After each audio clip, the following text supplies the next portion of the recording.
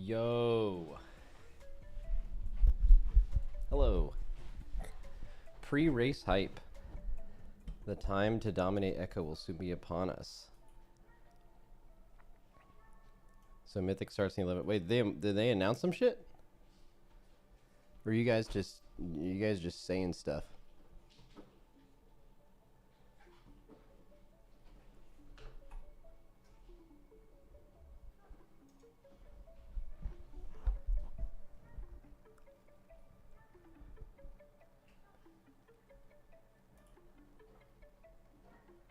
They're claiming 11.1 will start on February 25th on Wowhead.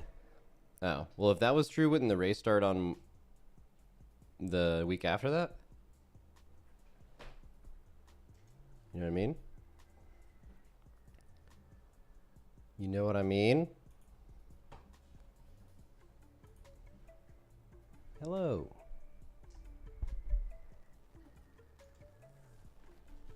Wowhead speculates. Alright, let's check that out. What are you up to, Wowhead? Wowhead. When are we getting a start soon refresh? I don't really feel like it.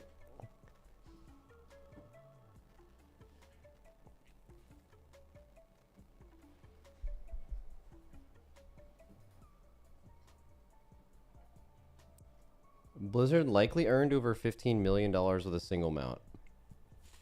Is it only that much?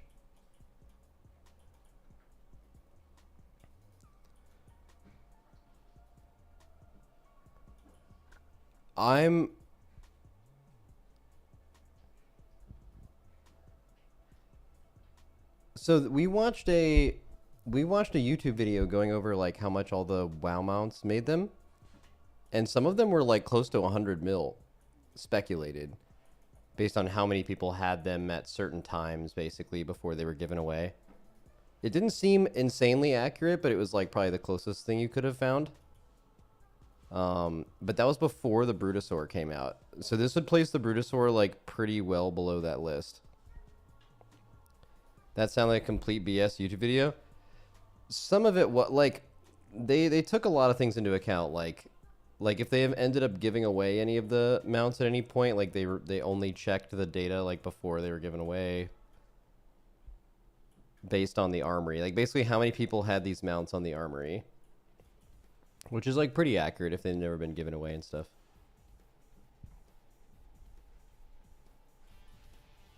What is it, 100 mil? That would mean like 30 million people bought a $30 mount. Yeah, I think that's how they're like how many existence of that mount exist on the armor. I don't really know. We looked at the video though. I don't know if we made a YouTube react of it, but they like explained their methodology and we checked a little bit of it.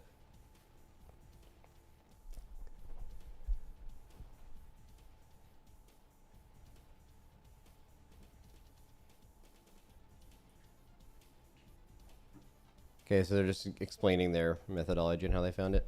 Cool.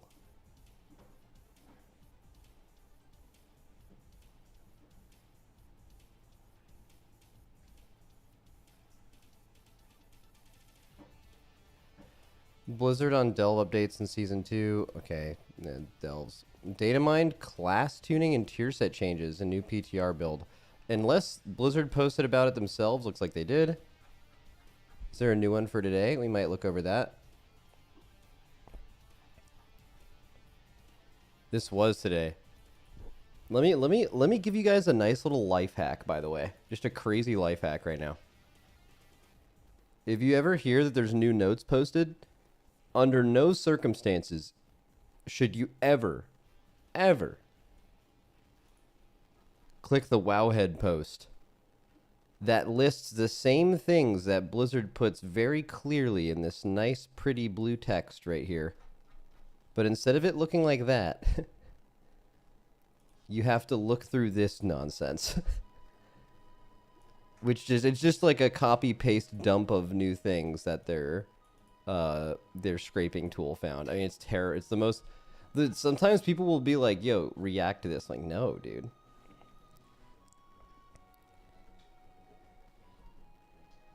Liquid vs. Echo Part 11.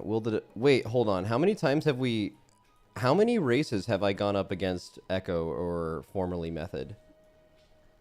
How many races? Wait, I don't know why this isn't. Why do I not know this? Like, how many times have I done this?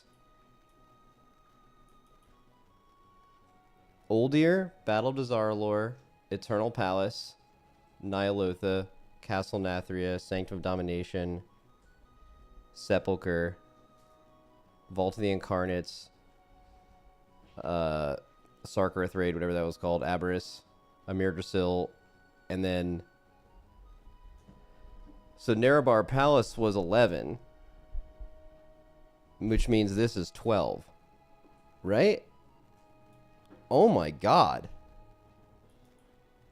Bro, I don't know what... Okay, maybe it's just because I'm, like, in it, but it is blowing my fucking mind that you just told me we've done this that many times. That's crazy. Like top of my head, if you held a gun to my head and you were like, how many times have you done the Race World first? I would have said like 7. Like, for sure, without even thinking about it, I would have said like 7. Dude, that's crazy. That is fucking insane.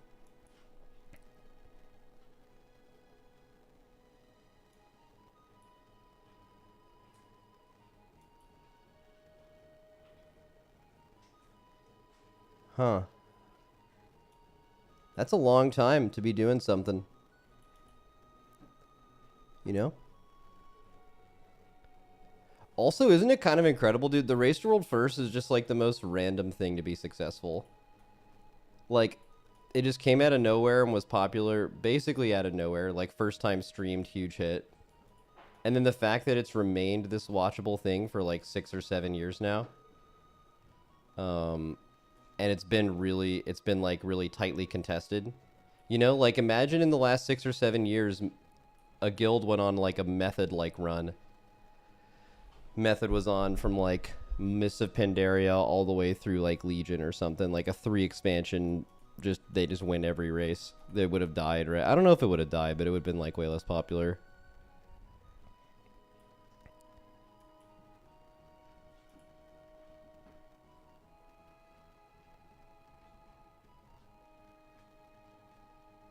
All right, let's check it all. Do you have it on your resume? Bro, I don't have a resume. I don't know what I would do after this. Like, if I just, like, tried to stream forever and I lost my passion for it and eventually my viewers just, like, go to 0 and I die or whatever. Like, I'm just trying to think, like, fully normie job. This is, like, infinite years in the future, even if in my lowest level of effort.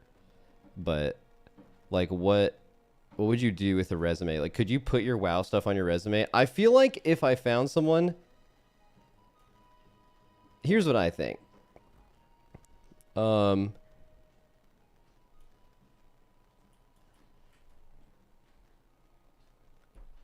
I think if someone needed a manager of people, I think I'd be really good at that. And if they knew the Race World First in WoW, they'd probably be like, I think he probably has a lot of... Or, like, running my own business, probably. Because I feel like a guild has been mostly like that. But, dude, most people would just look at you so sideways, be like, oh, what, you were a fucking raid leader? Alright, cool, bro. I also play Candy Crush and other games. You know?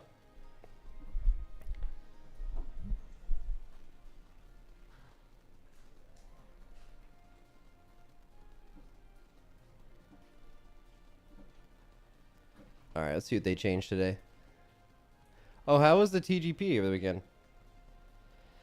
Max, how'd you feel about OnlyFans having 100k viewers at the same time as TGP had 10k? What, dude? Why do people do this? Like, especially only classic people do this, because I feel like the average, not the average classic player, but the average like toxic classic player always feels the need to point out like when it's doing better than retail, even though it works in cycles. Like, for example, maybe these people exist, but like when a new retail expansion comes out or like a Race World First happens and I have 100k viewers and there's no classic content at the time, are there just as many people that are just like, huh, fucking classic is dead, bro? And just like there's these people on both sides that just don't realize it like kind of moves in cycles. And I think it's usually more like, basically my take is I think more classic players have this like built-in hatred of retail than retail players have a built-in hatred of classic, or at least enough to vocalize it. I think hating retail is like a very classic player thing. I don't think like basically if you play classic and not retail, you feel like you have to tell people that why you don't play retail. But I feel like if you play retail and don't play classic, you just like don't think about classic at all.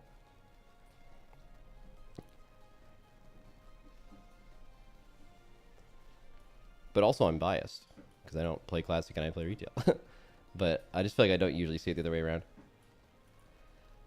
What is it? It's always interesting that classic and retail are the same Twitch category. WoW popping off at Twitch at different times for different reasons. Yeah, I wonder if that was like a smart... I think that was a smart decision. I remember when classic first came out, there were people that were really upset that they weren't like separate things, but I think WoW wants it to be like that to like have it always be poppin'. Even though I think for a viewer it can be confusing in the directory sometimes because they truly are just like two very different games.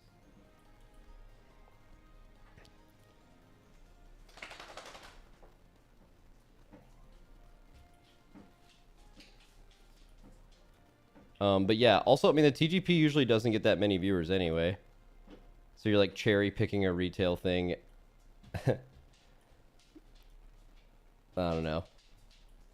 My whole take on that is just like, why would anyone care? Like, why does someone who's like enjoying a classic stream with 100,000 viewers be like, I'm gonna make a post about how many more viewers this has than retail right now? Like, bro, are you okay? Is your life like going all right now? They had a classic session on Twitch for like 12 hours randomly, went back to one altogether. Yeah, I bet it's like a Blizzard decision. Kind of makes sense. Max, do you guys truly have no idea when the next patch is? Silly when prepping for Race World first.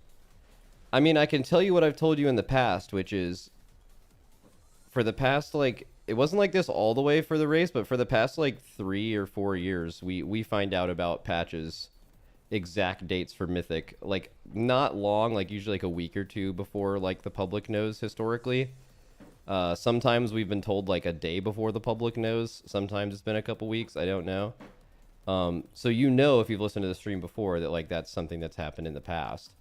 Because we have to, because they're like multiple $100,000 production events with a lot of planning and hotel stays and stuff that has to be coordinated. So like, and the race benefits Blizzard, so it's obviously in their best interest to make sure that like we have that information to know when it's happening. So I may or may not know the date, but yeah, that's what's happened in the past.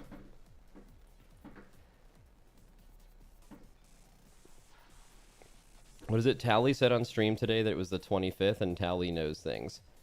Tally not only knows things, but Tally has so much clout at Blizzard that he can just leak whatever and no one cares. It's fucking sick.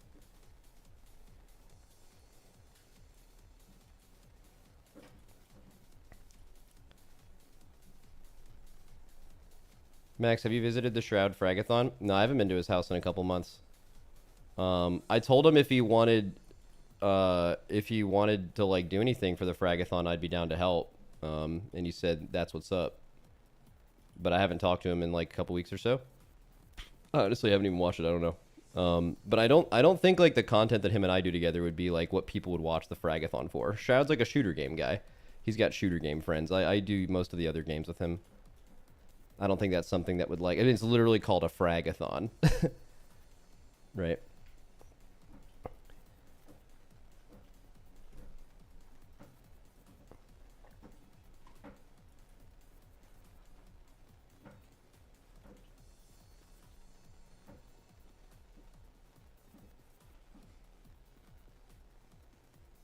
It's had some non-FPS gaming on it. Yeah, because you have to mix it up a little bit.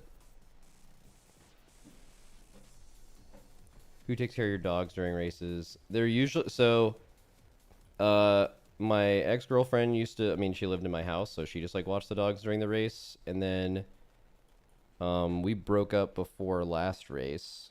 And she watched them for a few days during that race. And other than that, they were at, like, a daycare. And in this race, I'll probably have my current girlfriend watch them. She doesn't live with me, but, I mean, she would just stay here and watch them, most likely. Or I could have a place for them. Was it Thune has a new video on power creep and WoW? Yeah, I saw that. If I need to eat any food, we'll probably watch that.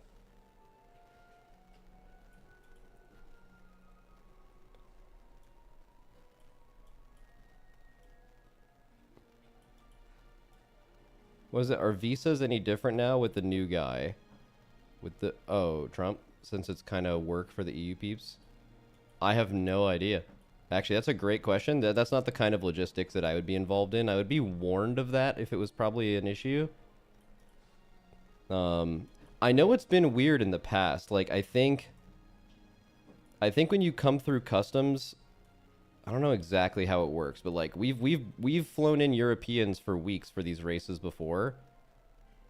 And I know if you, I don't know exactly what you do. If you like tell them that you're just here to hang out, or if you're like, I'm here to work. I'm pretty sure if you're like, I'm here to work, then it's like a lot more complicated.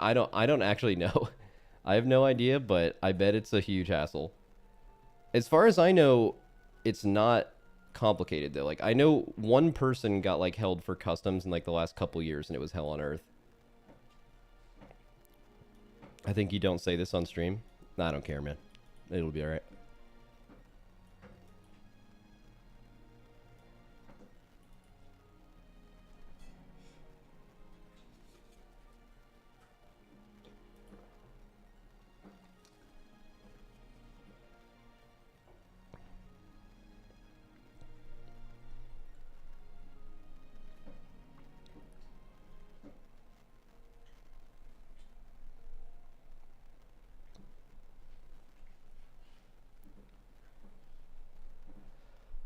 What is it? Native Americans are probably pissed about how strict we treat the borders today. I mean, yeah, I mean, they're probably also maybe like just a slight bit tilted about like us taking the whole country from them, maybe. Or maybe they'll like us doing that and then having a day of the year where we celebrate and give thanks for stealing that country from them. Yeah, it's probably just like slight tilt, baby. Just a little bit, a little fucked up, but it's whatever.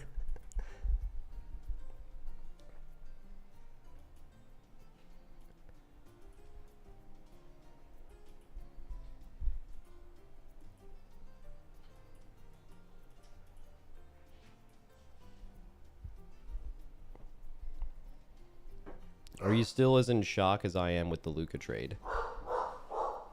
Yeah, I mean, I think everybody is. Not to go like full basketball segment, but man, I don't know how many of you guys are even know about basketball or slightly aware of it. I'm sure you guys have heard of like LeBron, you know. He's a really famous guy. Sorry about the barking. Yeah.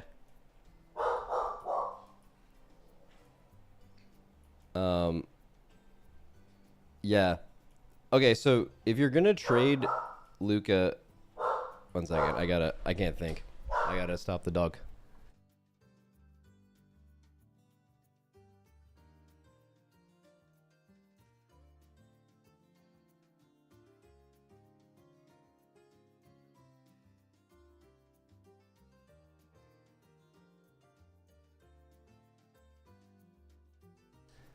Here's what I don't get. All right, so let's say you actually think Luke. Actually, before I even explain my thought process behind it, let me just explain to you guys kind of what happens. I'm trying to think what this would be like in gamer terms. I don't think there's any esports equivalent, because like people don't even know the name of a lot of esports people. Explain it in Race World First terms.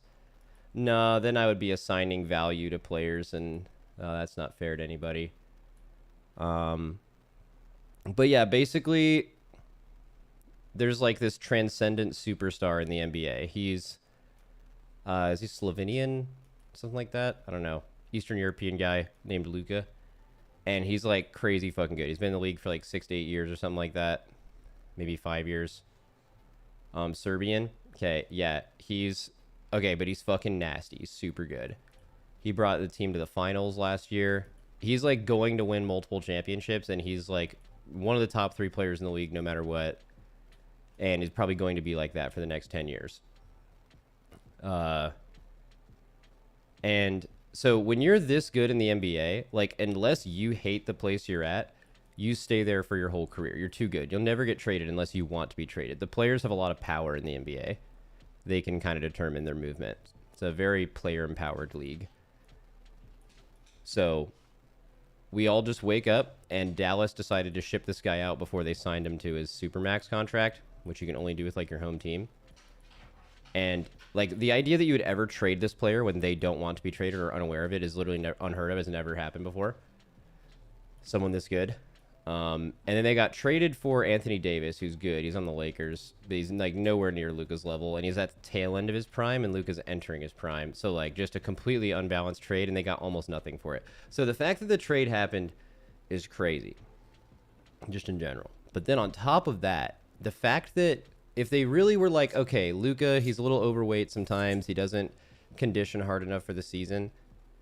Okay, even if you can get behind the we're going to be the first team ever to trade our completely transcendent superstar that will win us multiple championships, they had to, you still like shop him, you leak it that you're shopping him, and you could have gotten, I mean, twice as much in return. You could have gotten way more first rounders, you could have got a better player, you could have got like anything. Right? It's just like basically it's one of the only things that's made me like think about conspiracy. Like usually when I see things, I'm like, things are usually the way they are. There's no conspiracy. But this is legit. Like, if anyone like has a conspiracy theory about this, I'd believe it because it's like genuinely I mean, it's the strangest trade in NBA history, maybe North American sports history.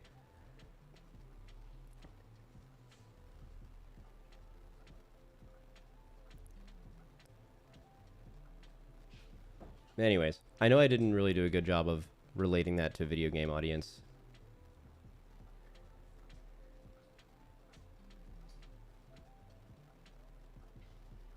There's really not a way to do it.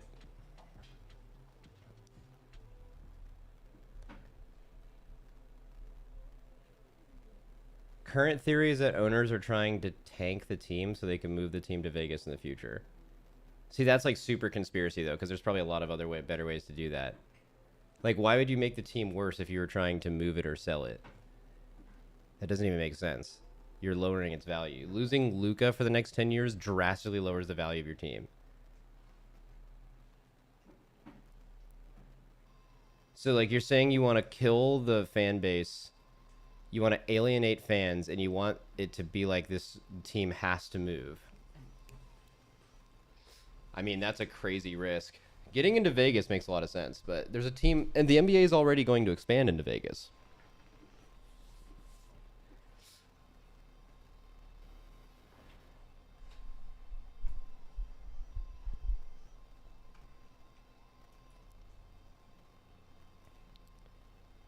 What is it? Would it be like trading LeBron James in the prime for Michael Jordan at the tail end of his career? You know what? That isn't really that close, but that's the closest thing that a gamer would probably understand because they know both of the names Michael Jordan and LeBron James. So, like, kinda. Like, Anthony Davis was never Jordan or LeBron, but he's still, like, a really fucking good player that's not super old yet. For someone... Luka's, like, going to be... I mean, Luka will retire. If he actually plays, like, his whole career, he'll be one of, like, the 5 best players ever.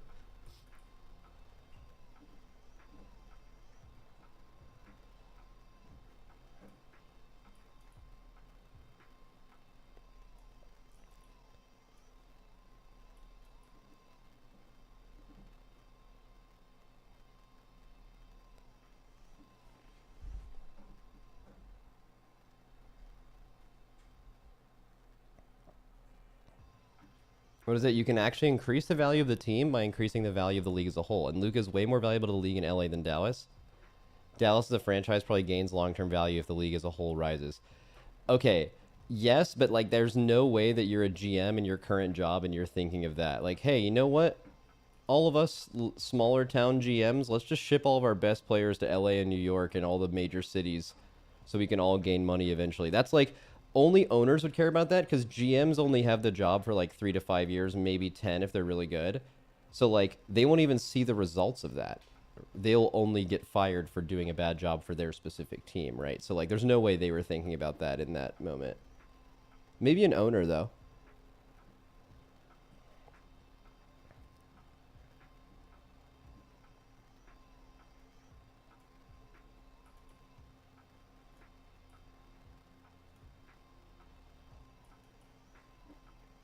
But also, if you meet people with more money, they care less about, okay, they definitely want to have more money than other people with more money. That's the thing.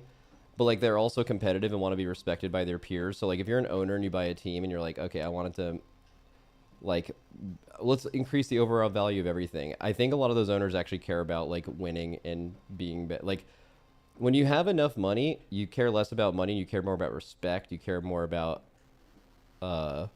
like your position, competing, stuff like that. I think those owners hate losing games, like even if they're making money.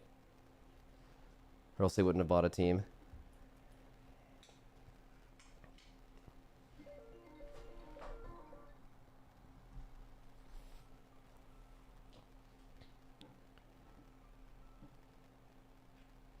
All right, anyways. All right, let's read these notes. Hour ago. Okay, I still haven't even tried the drive thing. I think I'm just going to hit this natty on the patch and just love it, so I'm not bored with it. Okay. So last week they buffed Unholy and Frost by a pretty good amount. Maybe it was 2 weeks ago.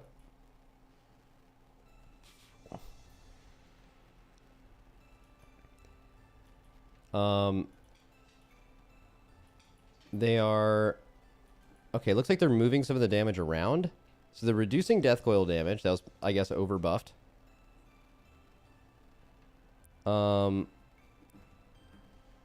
Magus of the Dead increased. That's pretty significant. Doomed Bidding now... Okay, never mind. They basically just want a shorter burst of the same amount of damage. Command of the Dead now increases Gargoyle and Army of the Dead by 45%. And then Gargoyle Strike by 50%. And just in general, Rider of the Apocalypse buff. Okay. Demon Hunter. Activating Vengeful Retreat now enforces a brief cooldown for Fellblade, similar to its behavior with Fell Rush.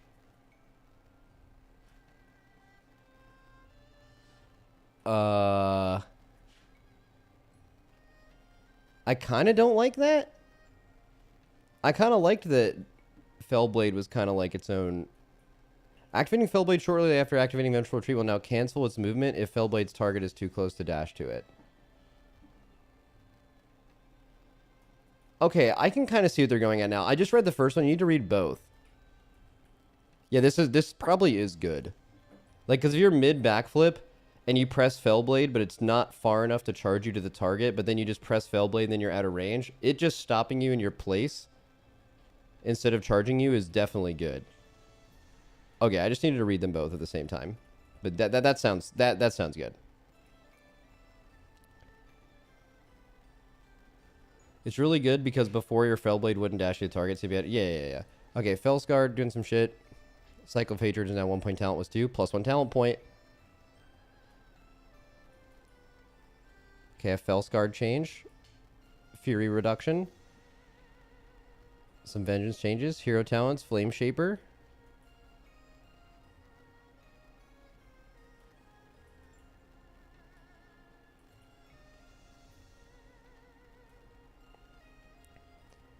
Upheavals from the Liberation of Undermine 2-Sip bonus no longer increase the duration of Ebb and Might. So it's just the damage element from the jackpot. Okay. Fire Breath damage over time by 15. Eternity Surge by 20. Okay, buffing the empowered abilities. Oh, but they're nerfing Scintillation? Oh, not really. I mean, they are literally nerfing Scintillation, but like Scintillation should be the same power it is now. They basically didn't want to buff Eternity Surge and then by accident make Scintillation way better, even though it's like super insane. Okay. Max, minor thing, but you're hiding what you read. Yeah, I moved my head, sorry. Hunter, Beast Mastery, Dark Ranger, Black Arrow damage increased, Pack Leader, Bear damage reduced. Marksman, True Shot now increases your critical strike damage by 20%, was 10. Ooh. Some survival buffs. Arcane changes. Anything super important here? Casting Power Infusion now adds to the duration of your current PI when using the Undermine 4 set up to a maximum duration of 30 seconds. Great change. Although they usually always do this. Like anytime they create some kind of tier set or talent or anything that procs like Avenging Wrath or Power Infusion or you know, your main cooldown, right? It always, when it releases on PTR, it always overwrites your current buff, and using the actual button will get rid of the proc until they manually change it. This has happened basically every time they've done this in random classes I've played for like, I think 10 years, and it always gets changed. But no matter what, whenever it first comes out, people are like, oh, they fucked it up. I don't know why they just can never get it right when they initially implement it.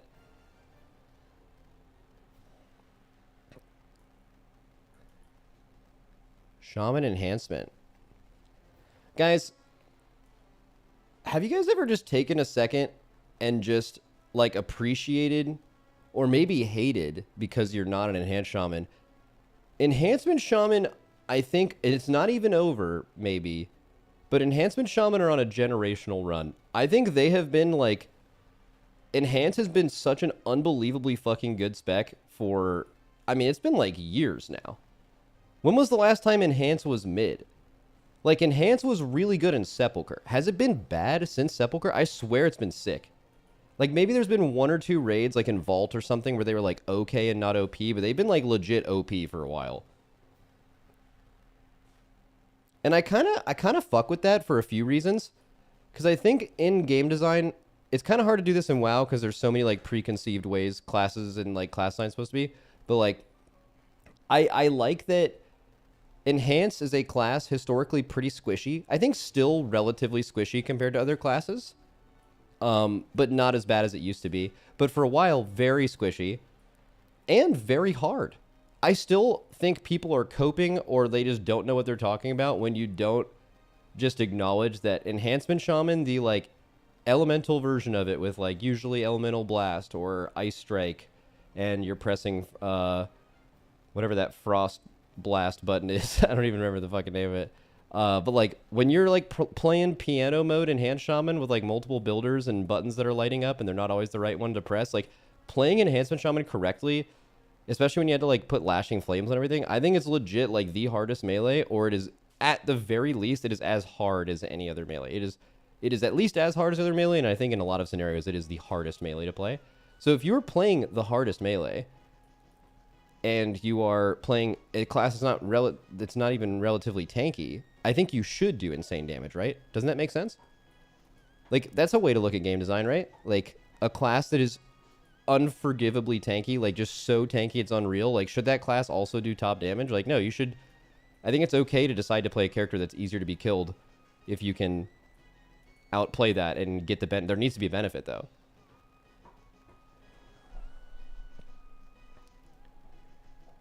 But yeah, anyways, Enhance has just been cracked forever. That was my point.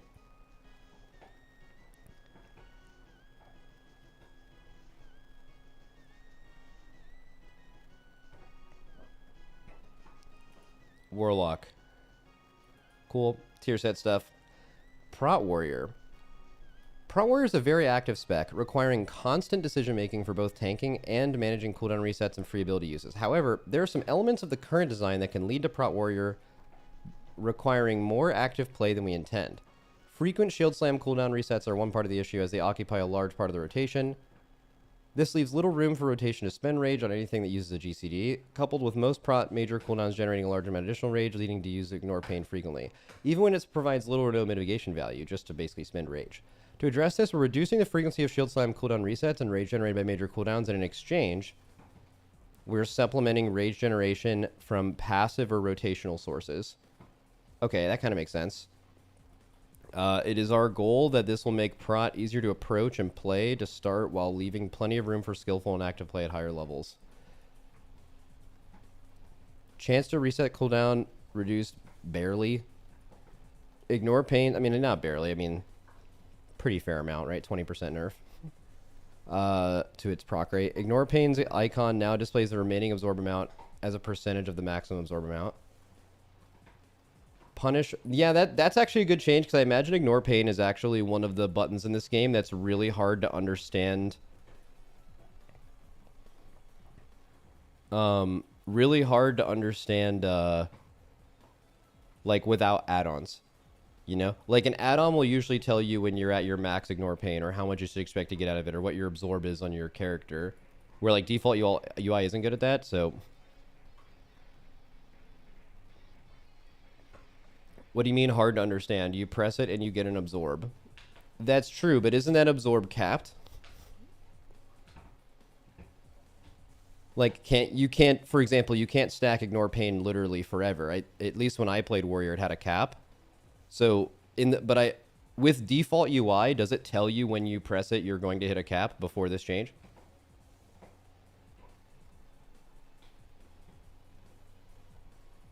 What do you guys, well then what is that guy arguing about? I feel like it's just a good change. W default UI being better. Punish reduces the damage the punish target deals to you by 3% was 4%. Okay. Wait, chance to reset the cooldown. Wait, reduced to 25% was 20. But that's above. That looks like these two things were reduced to 20% was 25. There's already some typos here that could make that be less likely. Like here, it says, however, these are elements of the current design that can lead to Prot Warrior requiring more active play than we intend, right? There's an extra word in there. Someone's probably just tired when they wrote it, that's all. You guys ever been tired before? Yo, I've been eating edibles recently at night just to like see what it does to my sleep. I think it's good. There's a dispensary pretty close to my house. I'm not a big weed guy, but yeah, it's been nice. Do a little 10 milligrams of some shit.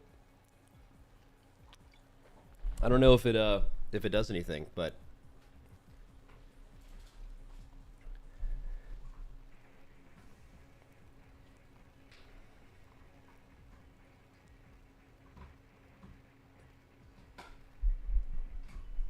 Max, I'm going to be the strat guy for our guild next year, aka take strats from better guilds and make them applicable to our guild. But since this will be the first year for me doing it, do you have any tips? Yeah. Don't be afraid to be wrong by just trying something, but also listen to your raiders. And if all of them sound uncomfortable with trying something, unless you're absolutely positive it's going to be better, just do what they want to do. Like, you don't want to be the like strat guy for your guild and be like, and everyone shows up and maybe they watched our kill video or something. And then you're like, all right, guys, we're actually going to be doing this. And then you're going to have a few people that are going to be like, well, that's not what this guild did. Now, why they're saying that could be wrong or right. Maybe they have good intuition and they think your idea is bad. Or maybe they're just stupid and think everyone should do what the top guild does. It's hard to tell unless you know them. But if there's a lot of people that think what your idea is stupid, it might be stupid. So just do that. So don't be afraid to be wrong, but also don't be wrong often or they'll all hate you. There you go. Good luck.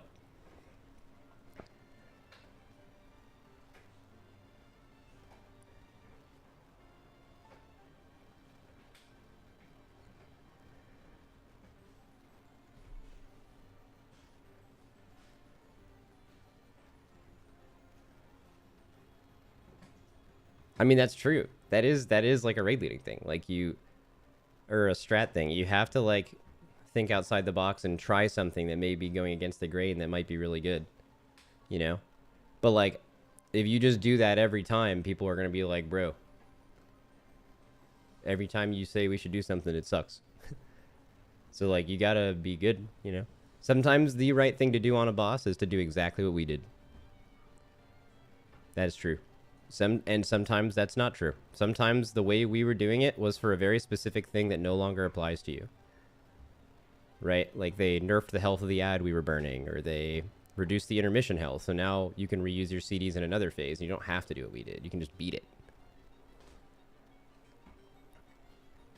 Like, you guys remember on Razageth when people started stacking on one side to like kill the blue ad? Like multiple of them. Like Echo did one in progression, I think, but you could like separate your cooldowns and do two of them. Like I bet someone was like, we should try this, and then some people were like, no, this other guild didn't do it. And then like someone does it and it's great. And then you're like, oh wow, you're so smart. Just don't try to be the smart guy on every fight. Just be the smart guy when it's smart to do that. You know?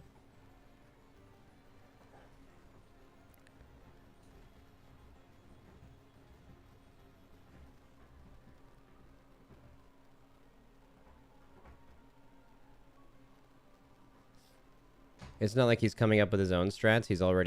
He's taking already made strats. Yeah, but like sometimes you have to alter him a little bit, make him good for your guild. By far, the biggest mistake any guild makes that I'm aware of is caring about what comp we play. If you are doing a boss 1 month after we do it, which for most of you is like almost every boss, like you should completely disregard any like specific comp we ran, and you should run the 20 best players who are showing up to your raid that night with no exceptions.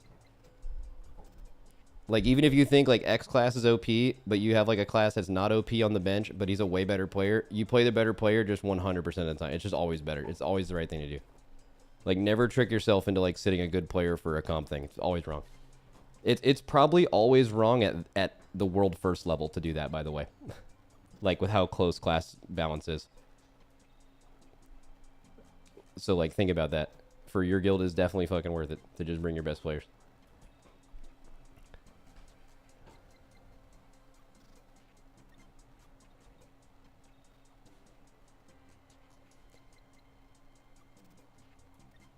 Then why do it? What do you mean? You asking me why do it? We do it. We don't bring the exact best comp sometimes, so our best players are in the raid. But I mean, also, that's a decision we'd like to never make, right? Like that's a concession. That's a compromise. What you'd rather have is all of your best players in the raid on the best classes. Not that everyone is a perfect multi-classer. Some people are limited in what they can do, but like yeah, you'd rather have the best combination of best players in your raid, best classes, as much as you can. You'd like, but if you had to make a last-second decision, like, hey, we're now at 100 pulls in on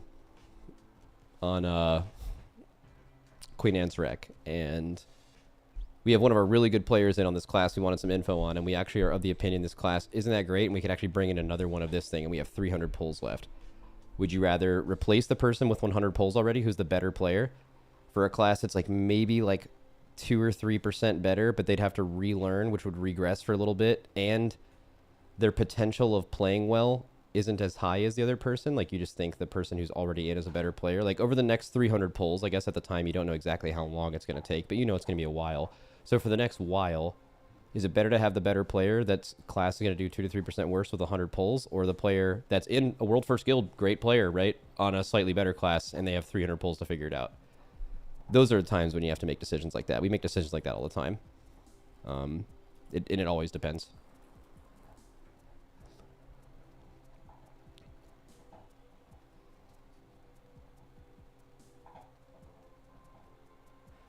Maymax, what does your guild consider the passion? I remember hearing hearing some of your raiders give you a hard time about it. Bro, why did you type that like a robot? Max, what do you mean when you talk about the passion? What do you mean, passion? Like the fruit? Like the thing that makes you want to do stuff? Here's what I'm referring to when I say passion. Like, you gotta still have, like, passion for the game. Like, the worst thing, Mike, that I could do is bring a player into one of these raids that is checked out, you know? They don't really care about the game as much as they used to. Maybe they're just keeping a paycheck, and you only find out when you get to the next tier and you realize that they've like kind of mentally moved on, and then like they're bad. You get like the level that is required of this at this level, it's so high that you can't be like kind of whatever about it and still perform. No one could be good enough. You have to be like so invested.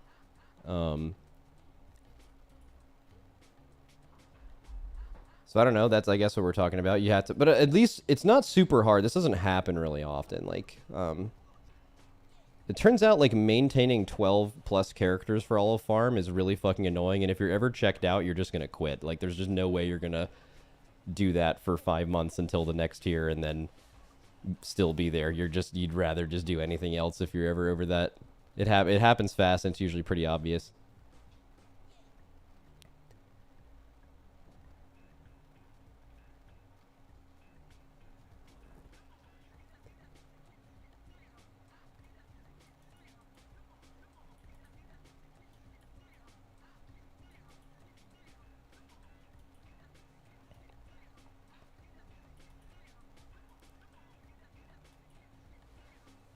Why do you need 12 though? Gear's good. Gear's nice. Yo, what the fuck happened in the TGP over the weekend?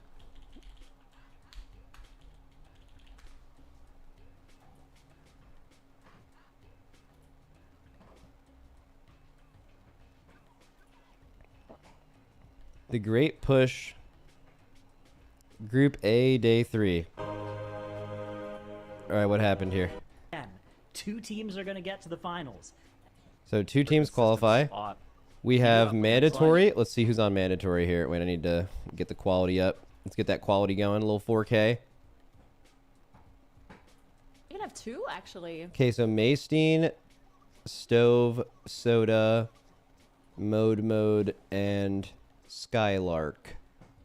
So he used to be on the Aussie team. Wasn't Hopeful on this team? Is Hopeful no longer on mandatory? Or was that a different team?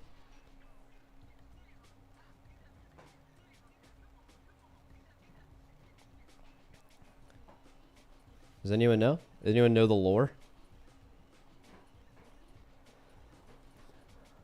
He took a break because Raid was so close.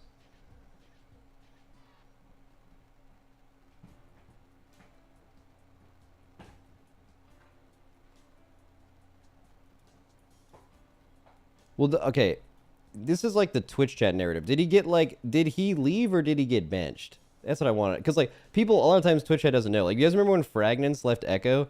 And everyone was like, yeah, Fragnance just like didn't have the time anymore, but he was like definitely kicked. But like Fragnance has so many fans on Twitch that like Fragnance is a good friend of mine, by the way. This is not like flame to him. Love Fragnance, right? But it's just like people had literally no idea in Twitch the circumstances of him not being in Echo anymore or in the MDI team. They were just all making it up. He tweeted that he didn't want to burn out. Okay, W. That's a good... I mean, yeah, I mean, TGP is like turbo burnout. That makes sense. But also that's exactly what someone would say when they got lobbed too. So, I don't know. I need to talk to someone who knows the inside info. I'm also not trying to spread that shit on Twitch if that's actually what happened. I know who I can ask right now.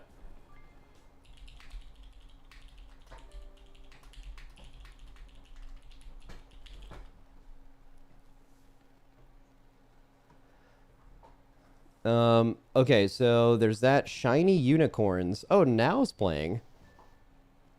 That's very interesting.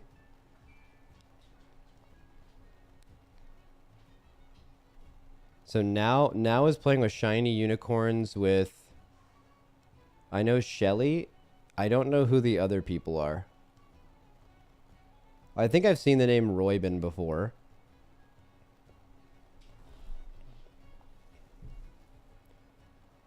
Max, Shiny Unicorns had giga bad vibes the whole day before the TGP even started. What does that mean? Scuffed team, I watched their practice a bit, not insane vibes. Okay. Like, can you give me some examples? I mean, I can kind of foresee that, actually.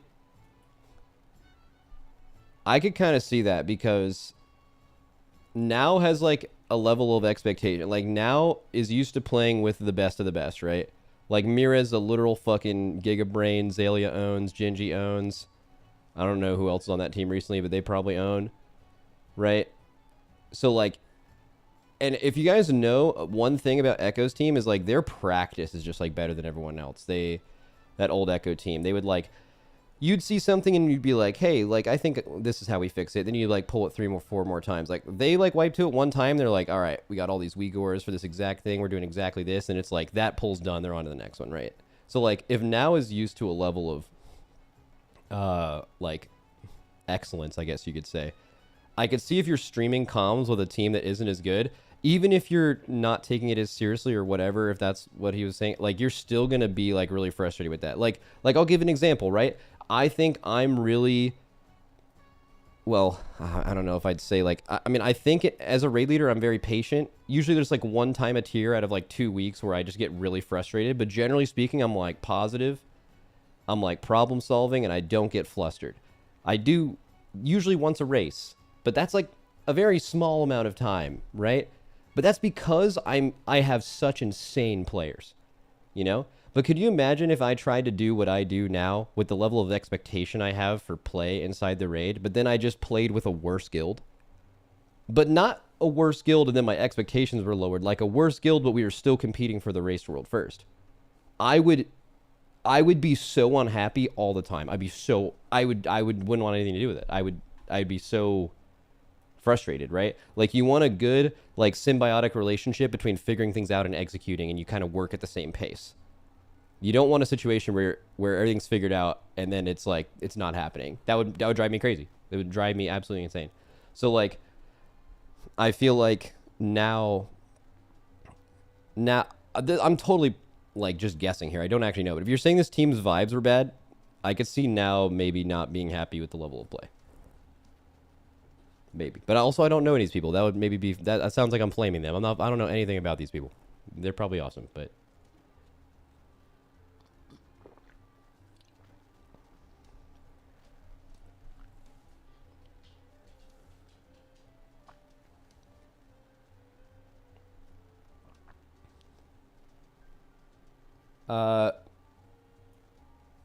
okay, what other teams we got here? We have Firmawand with 4 players I've never heard of.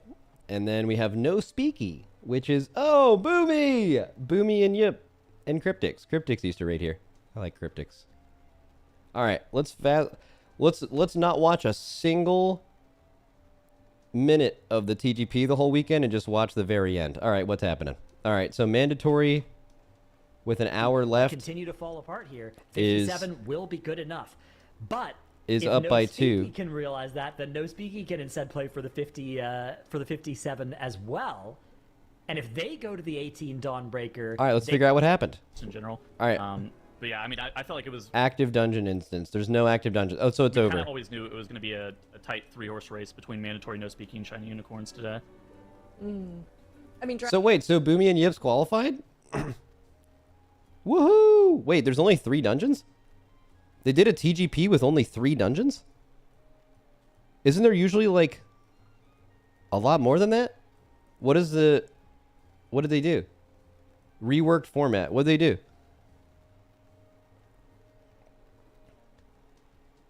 The dungeons are split by the day. It's daily now. Oh, so, like, there was 3 different dungeons every day. 3 days, 3... And then the score is just added from the previous day?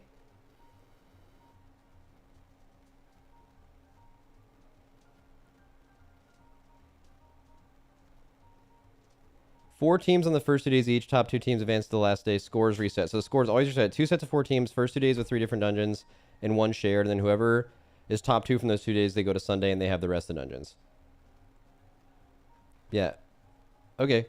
I mean, I kind of fuck with it. That's cool. Who's in the other tournament? So this is Group A. Who's the... Let's see who's in Group B. See who's actually doing this shit. They usually have time trials. Yeah, here we go. Okay, so the other teams that are in is Missed Count, which is, oh, the Kieran AJ team with Thaner playing Aug Evoker, I guess, I think. Hearthjacks and Yargi. So this is just basically exact same team miscount rate. Maybe, I don't remember if Thaner was on there before, but the other 4 were. That was also the team that had all that, like, movement, right? Wasn't like AJ went to play with New Echo, and then Zalia was going to play with Missed Count instead of AJ. And then I guess Zalia got told he couldn't do WoW tournaments anymore, right? And then AJ went back, and then sometime before or after that, Echo's team decided they weren't going to compete. I think is that like the rough timeline for this team here?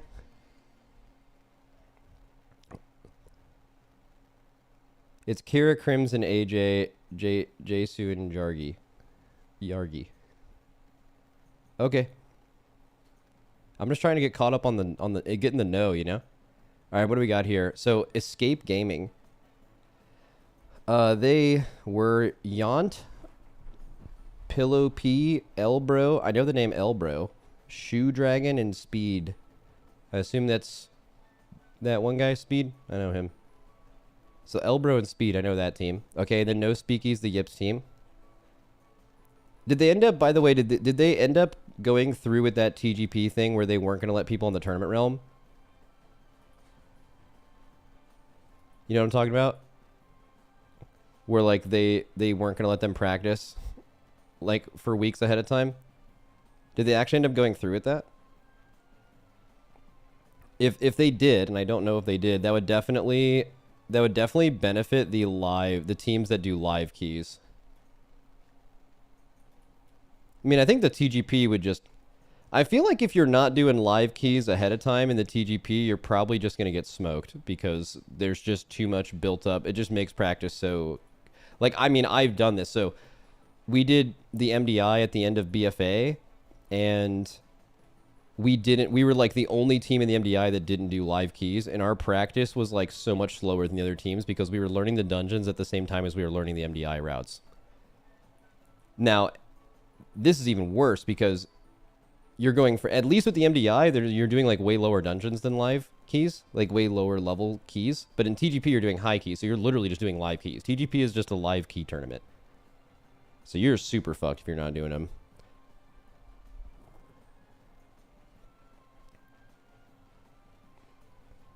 Who's these other teams? Shiny Unicorns, that's a Now team.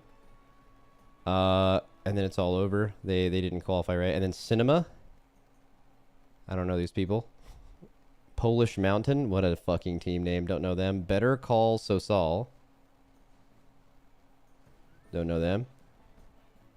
Who locked? Don't know any of these people. Oh wait, I know these people. Teef, Zotzi, Dr. J, and Wexy. I know them. Okay. Baguettes. Any other names? Any other names? We're going down the list here, so probably not. Oh, is that Yoda? Different Yoda? Is that real Greg? Greg guy's a beast.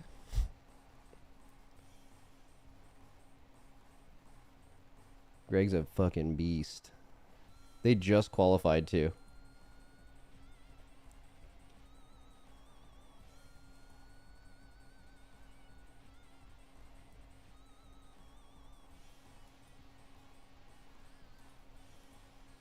Dude, there was even someone in here earlier that we were talking about the TGP. Look here.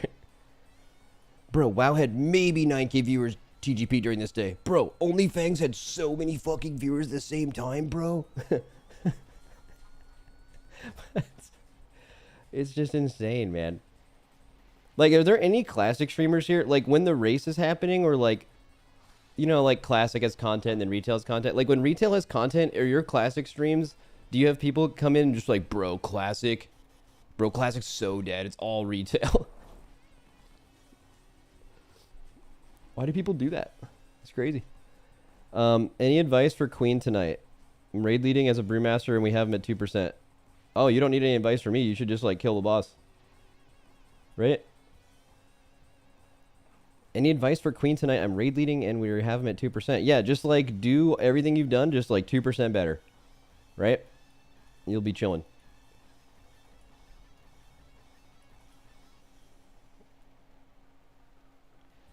Dude, someone had the best tweet ever about OnlyFans, and they were so right. They were so right, it's unreal. Josh Strife Hayes, the guy who makes some MMO content on YouTube, he like has a coffee cup all the time. He tweeted that OnlyFans is Jersey Shore for terminally online people. And they're, I don't know, some of you guys are maybe not old enough to know what the Jersey Shore was, or you're not in NA. But like, that is unbelievably fucking true. It is the most accurate thing I've ever heard.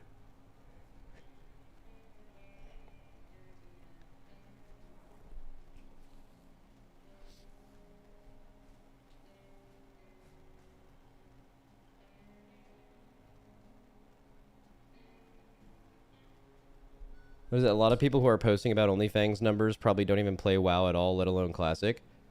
Yeah, but that's not surprising. Like, for example, I think retail's viewer base increases pretty linearly with the amount of people playing retail. Like when I see my viewership at way higher numbers, I know that like it's retail time and like people are playing retail, because like that people usually only watch my channel when they are currently playing retail, or at least the majority of the chat does, not all. Classic, I feel like it's very normal to watch classic content but not play it. Like for example, if you were to try to be like, so many people are playing classic right now and you're basing it off of OnlyFans, I think you'd be significantly overshooting how many people are playing classic. I think it's like a TV show.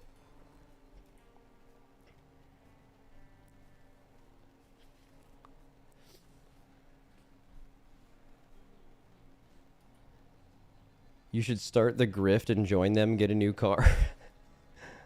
Nah.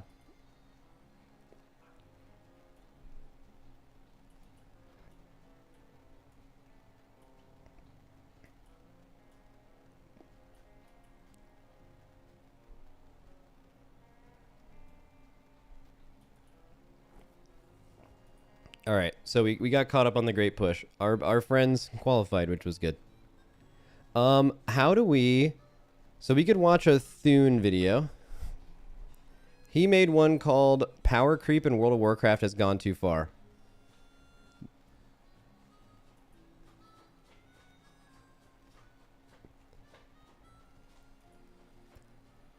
Could do.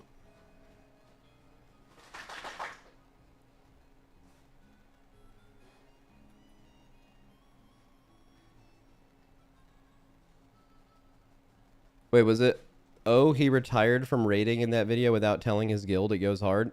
Wait, what? Thune retired from raiding in this video and like didn't tell his guild? He just like expected his guild to watch it? That's so arrogant, bro. Imagine how arrogant that is. Just be like, everybody watches my content. There's no reason for me to tell them. They'll see it when they watch my content that they always do. That's crazy. Holy fuck. Holy shit. Everybody watches my videos.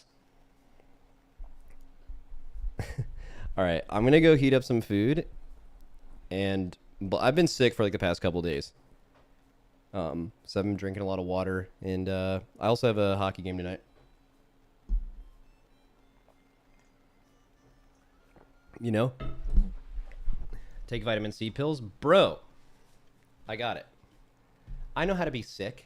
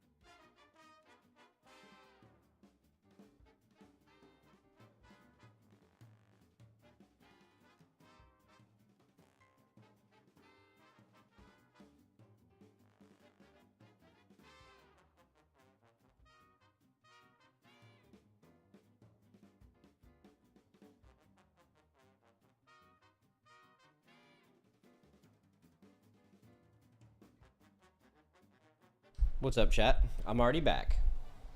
And if you're asking, yes, I did change my shirt. It was too hot. Now we're here.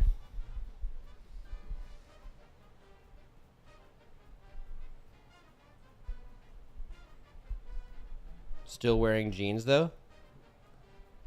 Yeah, man. I have pants on. What's up? You know what I mean? I have fucking pants on. What's good? I'm not taking them off. Max, do you have any belt buckles? I do, but I don't usually wear them because I don't know. I have pants that fit, I guess. You know what I mean? What's wrong with that? Jeans inside is crazy, bro. I bet some of you guys have jeans on right now. Why are we just standing in front of the camera? Because my food's heating up and it's not ready yet, and I don't want to sit down and get back up again.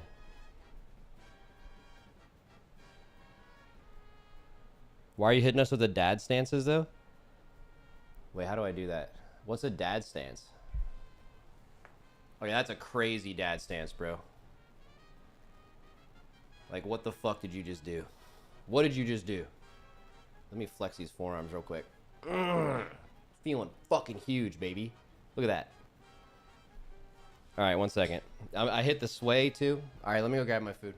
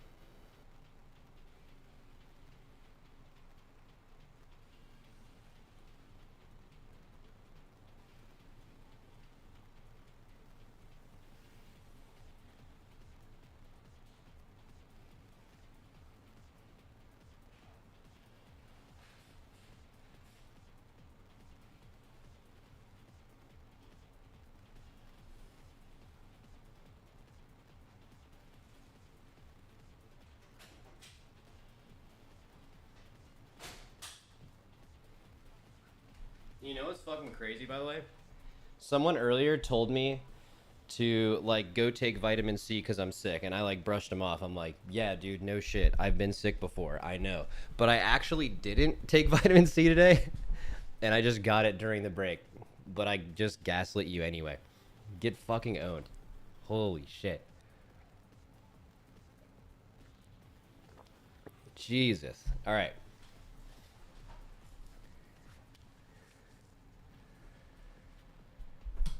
Max, oddball question. I have a Cane Corso who slobbers everywhere he shakes and it goes all over the walls. Do your Danes do the same? No, they don't. And how the heck do you deal with it? My dogs don't slobber on the wall. That would be insane. You should get new walls.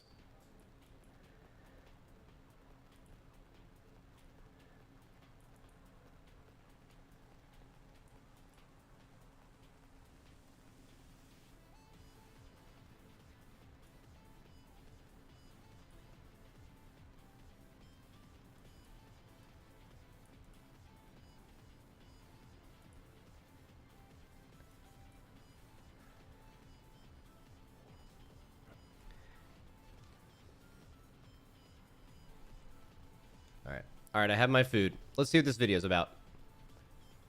It's 23 minutes long. Oh, we're doing the Star Wars intro. Okay.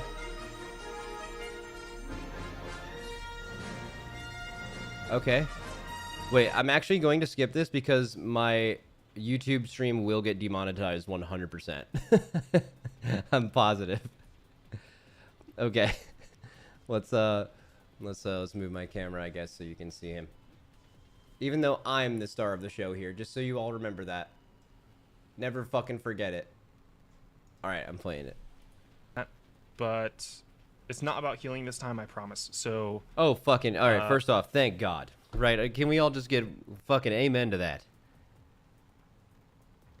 Amen to that. All right, let's continue with the video. Today I want to talk about power creep because it is, in my opinion, the biggest problem that WoW has right now. And I don't think it's close. Okay. Now I realize that well, power creep's such a broad complains term on Twitter and stuff all day. I bitch about pretty much everything. I understand that. That is not what I'm trying to do in this video. I feel like you're gonna bitch a little bit. Is to kind of explain like what power creep is exactly, so the people that don't really understand it or don't know how. Yeah, that's a good move. I mean, like if someone were to say like, Max, address the power creep in WoW, I'd be like, whoa.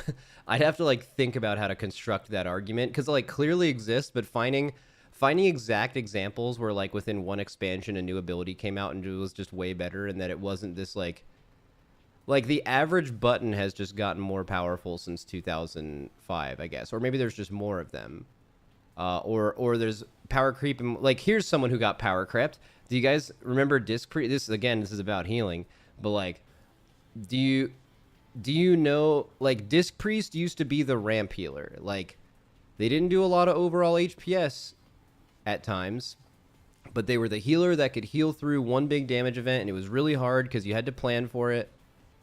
And like, but you brought one because barrier was really good, and because it just kind of helped to have a healer do that, even when they weren't like #1 HPS, right?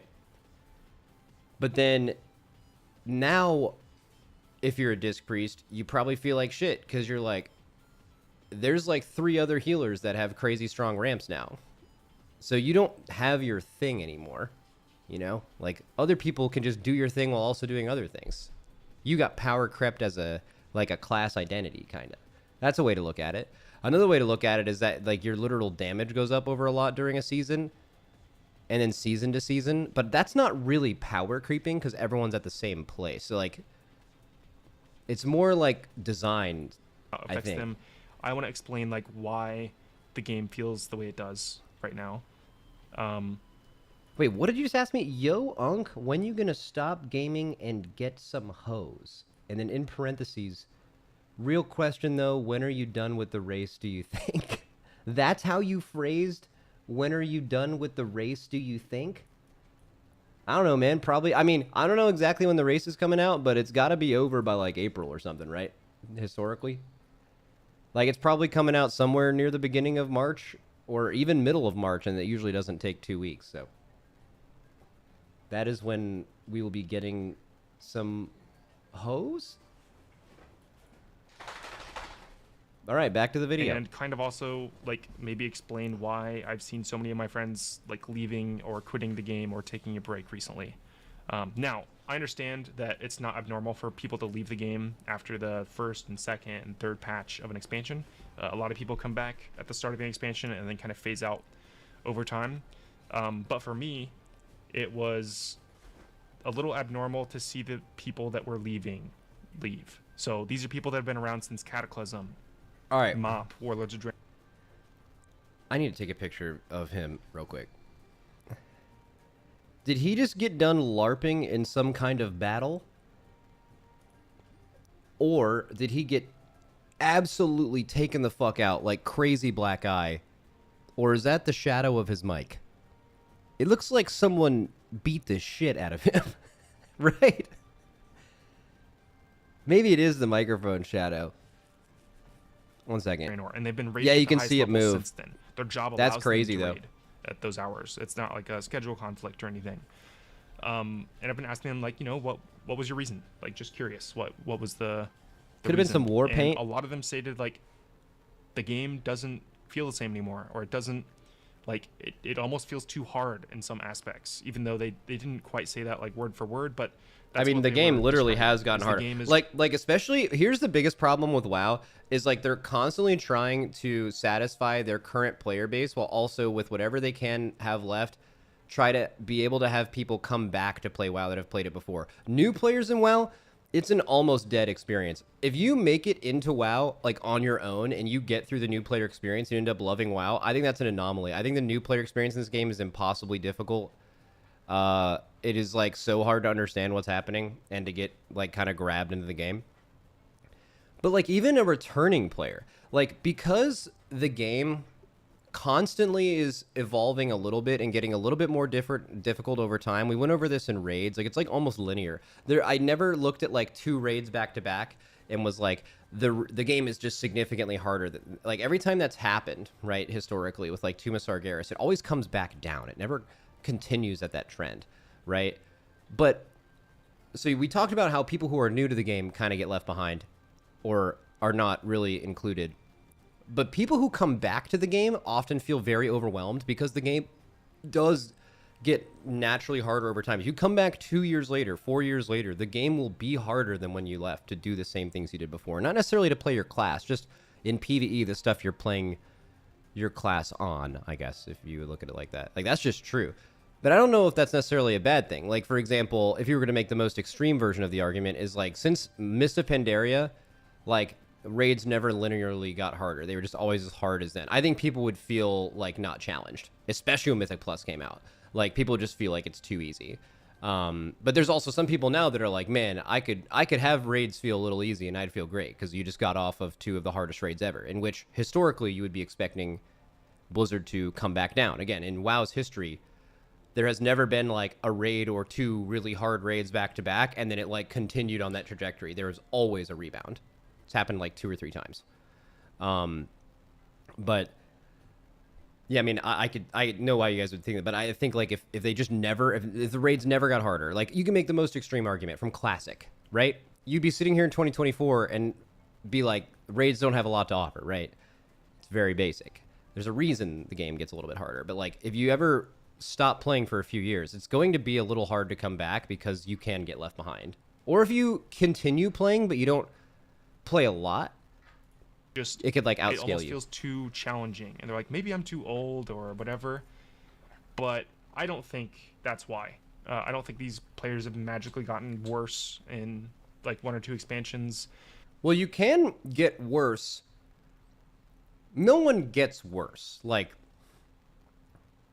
even players in top, like when you kind of lose your passion and then you get passed up by other people, you're not actually getting worse.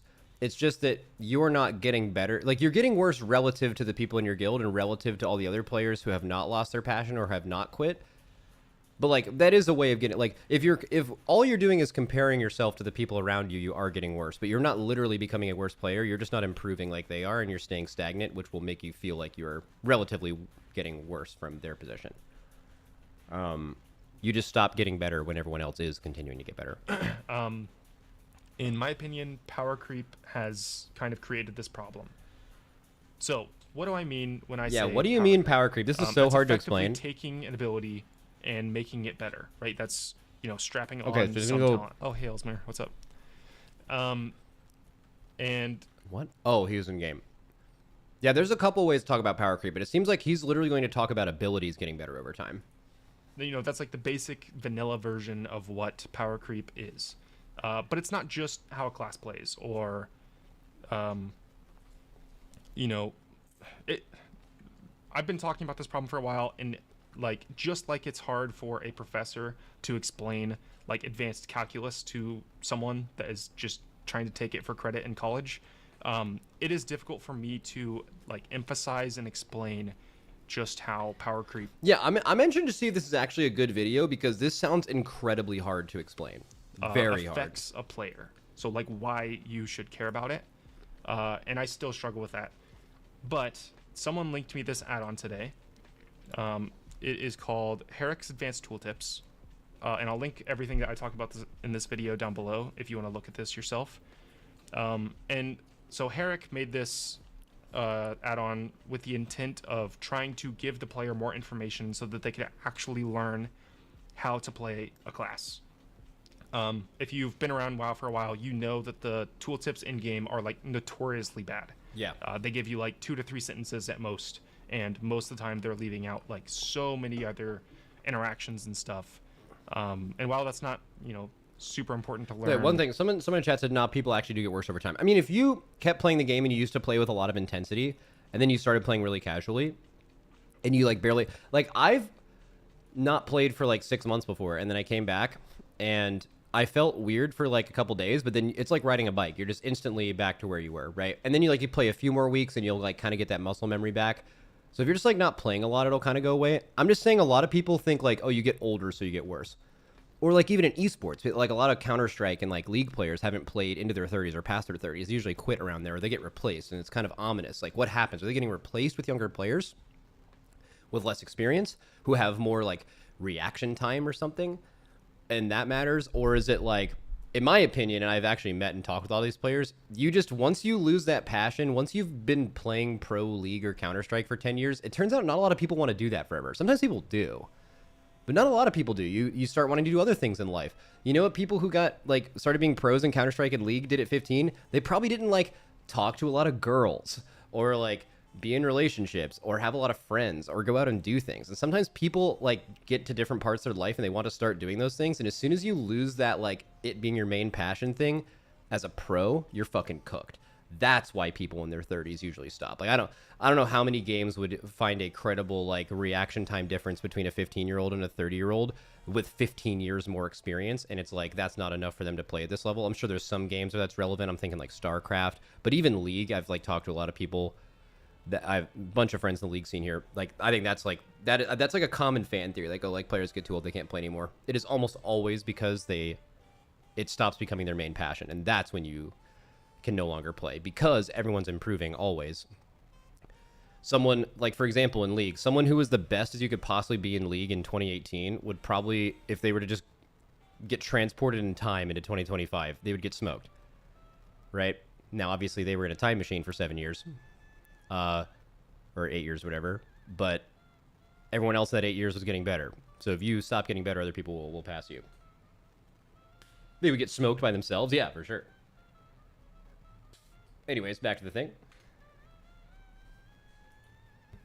Like whenever you're just picking something up, if you want to actually invest into something, or push Mythic Plus, or try to Mythic raid and stuff, like these are things that are important to learn. So I saw a couple of funny screenshots with this and thought, okay, this is exactly what I was trying to depict whenever I'm saying like, chain heal is overpowered and there's way too many things affecting it, sounding like a broken record. So I'm going to use a visual. So I'm hovering over Chi Burst right now. It's 2 to 3 sentences, very basic WoW tooltip. Tells you it does damage and healing, right? It's very boring. Yep. I'm going to hover over Renewing Mist. Mistweaver players are going to laugh at this because they know how important and how like pivotal Renewing Mist is to the spec. But for players that maybe are unaware, my tooltip now goes from the top of my 27-inch monitor off the bottom of my screen. And after Wait.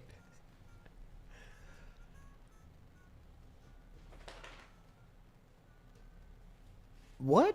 I've never seen this before. That's insane.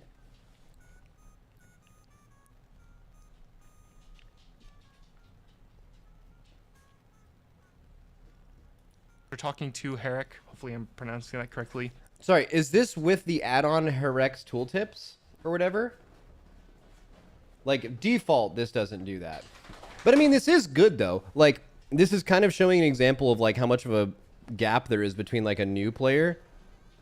Like, the add-on would probably overwhelm anyone logging on to Mistweaver for the first time.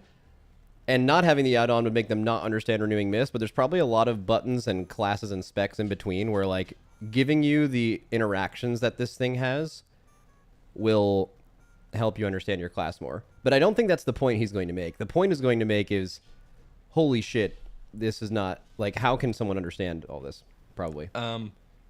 It actually doesn't even have all the information on it. He had to leave out a couple of things because it was going off the end of the screen. So and it's not just Renewing Mist, right? Vivify is half of my screen. Enveloping Mist is my entire screen. And this is what I kind of mean when I say power creep, right? At least when it comes to like a class, is these things have so many different modifiers attached to them that they're not allowed to be good on their own. Volk had this thing. He's the evoker and Resto Druid guide writer. He also writes quite a few other things for WoW. He writes Questpoint Epic. He does a lot for the game. But he had this good article that I'll link to that is talking about 20 effects for different spells. So, and I'll let you read this on your own if you want. I won't be doing that. But down here he says, I get the point. Spells often can't be strong versions of themselves because they have so many different hooks that they would become overpowered. True. Right? So effectively what he means... It also makes tuning knobs really complicated. In this like Renewing Like Mist, if you were to ever buff Renewing Mist by like 5%, it's so hard to calculate the exact value of that. this example, right, is Renewing Mist on its own has to heal for fucking nothing. Because it has all these things on top of it, right? So if you if I like go damage myself and I put Renewing Mist on myself, Bro, don't hurt yourself. It's going to take a long ass time for it to heal. And in fact, it's not only Renewing Mist healing me, it's a bunch of other things as well, which is hilarious. But the point is, Renewing Mist and all these spells, they are not allowed to be good like they used to be.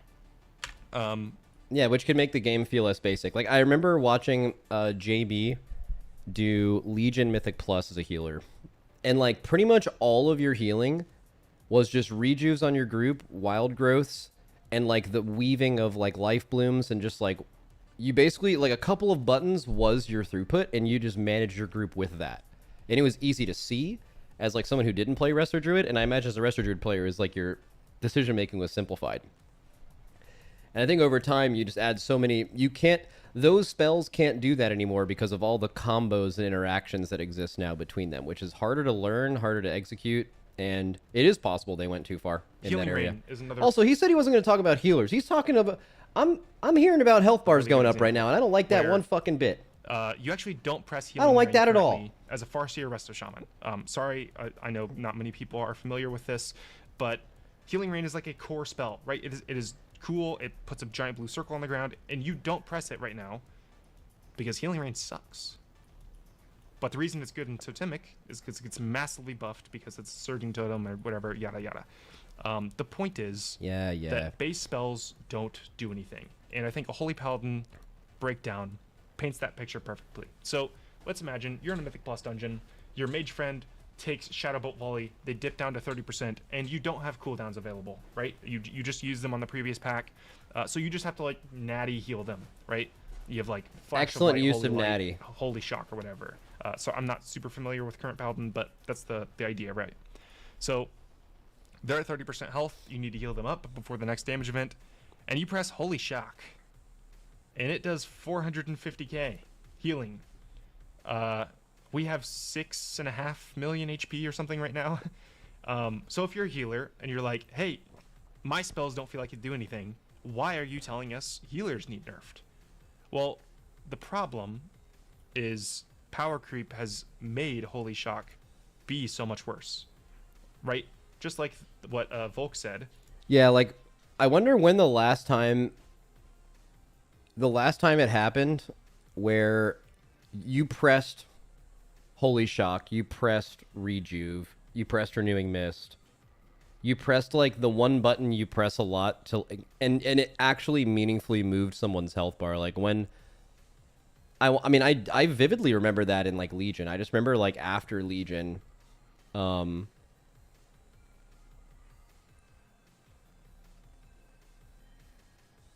I don't mean like specific spells. I just mean like when did the game become like that? Although this is so healing related, I would love for some DPS examples too. Is because it does all these other things on top of it, the actual healing of Holy Shock sucks. That's kind of the problem that Glimmer had and stuff. And you can make these same arguments for basically every class in the game. Tanks, DPS, healers, whatever. I'm just most familiar with healers, so I apologize for those that aren't. Thank God. But I encourage you to download this add-on and just go and look at the tooltips and see, what happens when you scroll over them. So most of you are probably in the boat of like, okay, well, why does this matter, right? Like, why do I care? Mistweaver's balanced around taking all these talents, right? So like, if I like, it's not like I'm not going to take them. So why does this matter to me? And if you're in that boat, good. I'm glad you're in that boat. By the end of this video, I want to try to like sway you and tell you why it's such a big problem and why it's like, Okay. in my opinion, ruining the game, right? So in that same example of a Holy Paladin, Max, why do people keep saying formerly known as Twitter? It's been 2 years at this point. I just still, anytime I'm referring to it, I just call it Twitter. I probably will for the rest of my life. And it's not like a bit. It's not like I think about it. It's just what it is. But I do appreciate when Dratno says X, and every single time he says it, he says X the everything app. That's a great bit. your spells have no impact. And I think impact matters. It's actually one of the like reasons I fell in love with WoW's combat. WoW has the best combat in MMOs, and it's not close. Yep, that is true. I haven't played Especially every single healing. one of them, but Especially I genuinely healing. believe Like what that WoW WoW's does with combat healing, is what WoW does with healing, just absolutely windmill dunks any other. It's so not close. Like probably the closest game that does healing well is Final Fantasy, and they have off GCD cooldowns, and they basically are like spamming a global heal or a global damage thing. But like how intricate your damage rotation and healing rotation is in WoW, it's completely incomparable in both dungeons and raids. matched between like encounters and how you play them and classes and stuff. It's so much better than the rest, and that's why it's survived for 20 however many years. But your spells having impact matters a lot. So how does this relate to encounters, right? Again, let's say you go into a Mythic Plus dungeon. When was the last time you were like, I don't really need my interrupt, right? I mean, like, we could probably do this without an interrupt. I want to take a different talent instead. I want like an extra roll charge or something. You'd be crazy, right? You'd be like, dude, are you like asking to wipe? Or like, what if you don't have Ring of Peace as a monk? It's like, I'm gonna like try a different build or whatever. I want to like try and cook something. Yeah. I'm gonna play something else. Maybe I gain like a damage talent or something. I'm not super familiar with monk talents, but you'd be crazy, right? You've probably heard Dorky and Growl and Max and them talk about like, dude, like dungeons are way, like they're doing too much. Right? Oh, And I agree. I mean, if you go into a pug like 10 or 12 yeah. or whatever, it is like That's mostly battling in the dorky. trenches of World War II. I don't right? really It is do. so miserable because but I do be talking players about aren't it. clicking their interrupts or their CC. So you just have to like deal with it. And the encounters are not meant to be dealt with. There's a reason why every single dungeon in every single pack has like 3 or 4 mobs that have interrupts. It's because we have more interrupts than we've ever had before. We have more stops than we've ever had before. So they have to make us use them. A fantastic example from, or a couple of examples from Raid is Razagath from Vault of the Incarnates, right? Huh? The giant winds that are, I mean, if you looked at this from like 2011 and you saw the Razagath encounter, phase 1, you'd be like, what the hell is happening? That- right? Well, Okay, to be fair though, I don't think they're ever going to do a fight like Razagath ever again, and I don't think that was because of overall game power creep. I think that was just because of Evoker. They're like, we want you guys to play Evokers, so we're gonna make a boss where you literally need Evokers for some classes to even do it. But I don't think they were like, we have a lot of movement abilities in the game, let's make a movement fight, right? It was more like, let's make an Evoker fight, and it happened to do that. I don't think they'll ever do it again. We have so Although many there is different some Razagath type stuff on Gallywix kind of. movement skills or immunities or He's talking about the orbs, the CCing. I would probably say that as well. I doubt they'll ever have a spark type mechanic again as well. But it is a good boss to point out that they did create a boss that did require the massive amount of things they've added in that area. whatever to live those winds. Also, sorry if you hear motorcycle. I'm not going to edit this video, but there's one outside right now. So, Chad, I'm not going to edit this video. But you have so many different ways to counter these winds. These winds that literally will knock your player off the platform. That it's not actually a problem. Another couple of great examples recently is Tindral Sage Swift or Queen Ansarek. The entire raid gets rooted.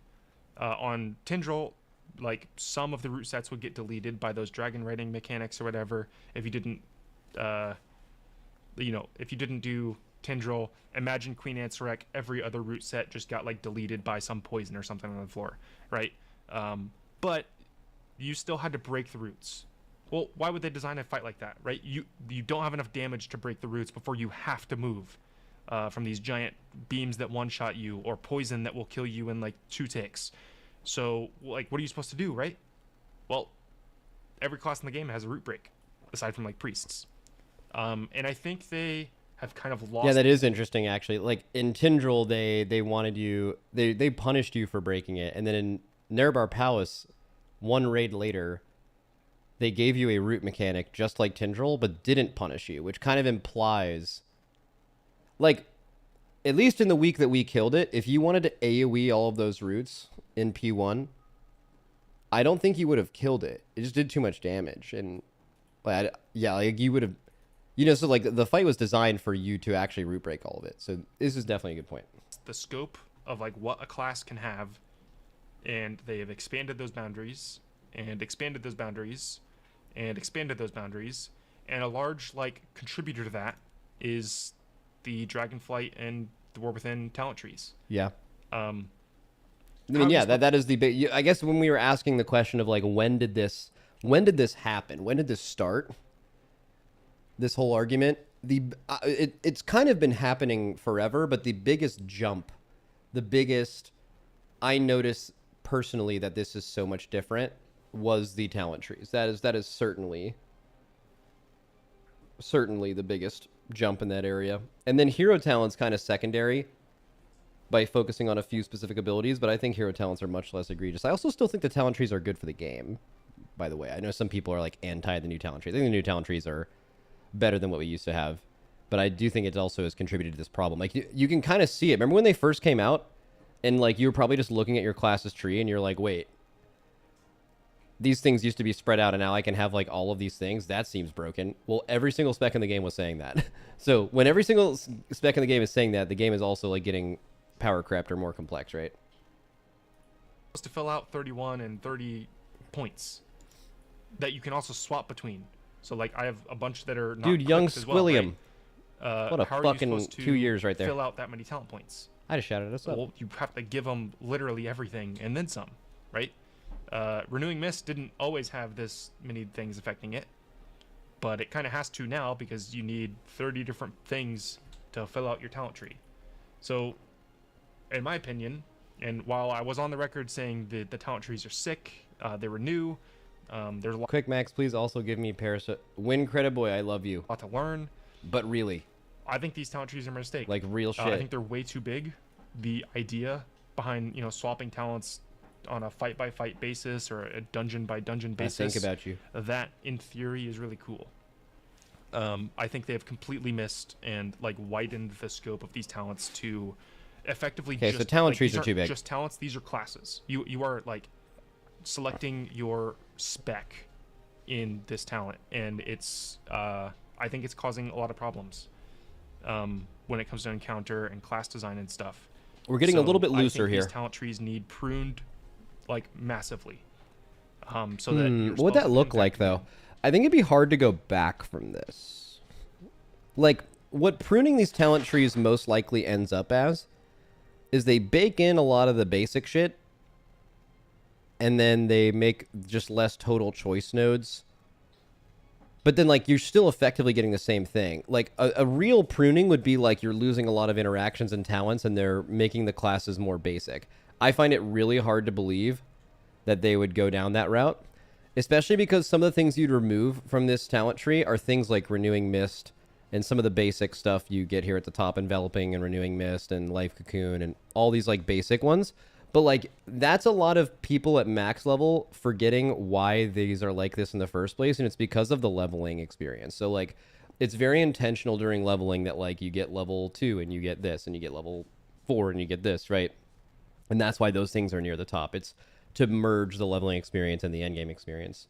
I forgot this even myself because I just haven't leveled in so long, right? So then, like, then you'd have to kind of relook at that. But I mean, there's probably ways to accomplish both, but just know that it's a little bit more of a complicated idea than just like remove all the stuff that's basic and obvious. But also that doesn't change what's happening here. And not every spec in the game has an interrupt and a stun and a AoE, like whatever, snare, 6 different defensives. Like, we don't need that. The game didn't used to have that, and it worked great. Your spells had impact. Encounters weren't like massively overtuned where you have like 3 seconds to break your route before you have to move. The game was slower, and that's okay. It was fun. The game was good. So that is kind of the point that I'm trying to drive home whenever we're talking about power creep. Is it's kind of like, I mean, I think there's parts of the game that, like, there are definitely classes now, DPS classes, that play better than any old version of them. So I don't know if necessarily older and slower is better. Although, if it's a Blizzard business decision, I think there is quite a large chasm between the retail and classic experience. And I firmly believe that them bringing back classic was like just a way for them to advertise retail, basically. It being its own thing and being popular is good. That's what they want. But like, it is in their best interest to get as many of the people that like classic back into retail for the first time since they've played it. Because they're going to continue making that, and classic has like kind of they're cooking a little bit, but like kind of finite uses. The community's kind of helped a lot with that, but there's such a massive gap between classic gameplay and retail gameplay, and I wonder if there wouldn't be, again, pure business case. I'm not saying they're making the game better or worse, but like making retail, dumbing retail down, easier to understand, easier to play all the classes. Maybe even a little homogenizing, would probably have more people play retail. But I don't know if it would make retail a better game for the people that are like already playing it, right? Like, would be infiltrated interesting. its way into every aspect of the game. I don't even want to pretend to think about PvP in 2025. The last time I did PvP where I got like... All right, we're talking about PvP now. You can probably skip the rest of this, I think. I'm sure he's going to like cook a little bit. But yeah, I mean, I think we get it. Fuck Blizzard. You know?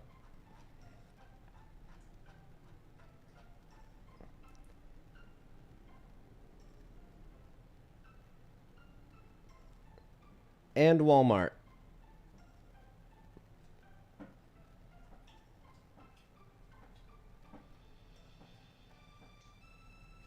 Ooh, there's some boss changes too. I don't think Wowhead's posted about him yet.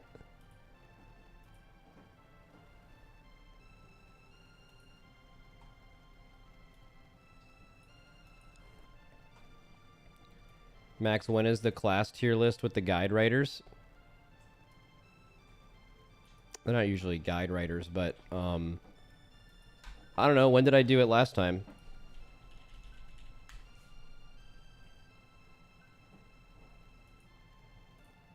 Let's see.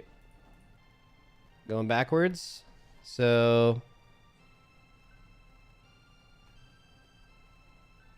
the War Within Spec tier list with the WoW community. I did this on... I'm wearing the same shirt! Yo! It's been so long of wearing the same shirt. It's been 5 months. What day did this come out? August 20th, 2024. When did the season come out?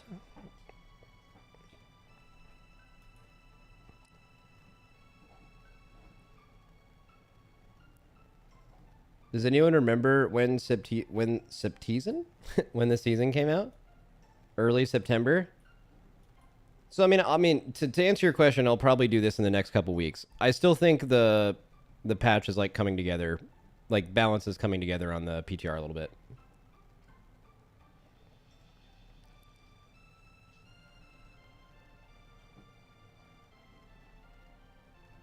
Oh, what is it? Last time there was an expansion launch, so it was probably earlier than normal because nothing else was going on. The hype levels were high.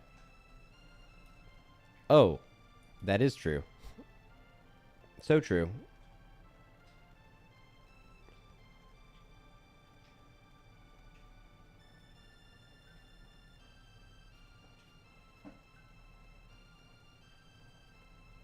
You could probably do some classes now? No.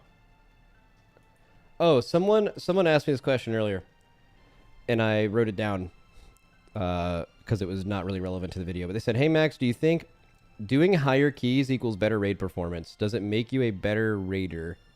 Our guild really only does 10s, and I was curious if pushing that content actually helps raid performance." Oh, so it's like a slightly different argument than... Because usually people ask, does like doing keys make you better in raid? And the answer is yes, because you're basically... So like actively doing keys and actively raiding is the same thing. You're pressing your buttons in a certain order while like paying attention to the things around you that are trying to kill you. And the more you do that in any aspect, you will get better at that, which is 95% of raiding in Mythic Plus, right? So like why Mythic Plus makes you better at raiding is you can just kind of spam it more than you can raid. I guess the higher keys, the more dangerous things are. So the better you have to play, the higher the standard. So yes, you will get better at that, which will also make that standard higher in raid, and you'll get better. But yeah, just doing PvE more will make you better at PvE. But your question was a little different. If I want to get better at raid, should I just spam plus 10s or should I do higher keys? I mean, it's definitely just doing higher keys. Because like you get it like the lower keys you do, like the stuff dies too fast. You can't like do your whole damage rotation. But also I imagine like that's not true for some people. If you're not very good, right? If you have like the best group ever, they're going to make a 10 look super easy. But if you're like super average, maybe a 10 does last pretty long because you're not doing a lot of damage, right? I don't know. You should probably just do the most amount of things that feel challenging to you, whatever that number is. You don't need to focus on what number it is.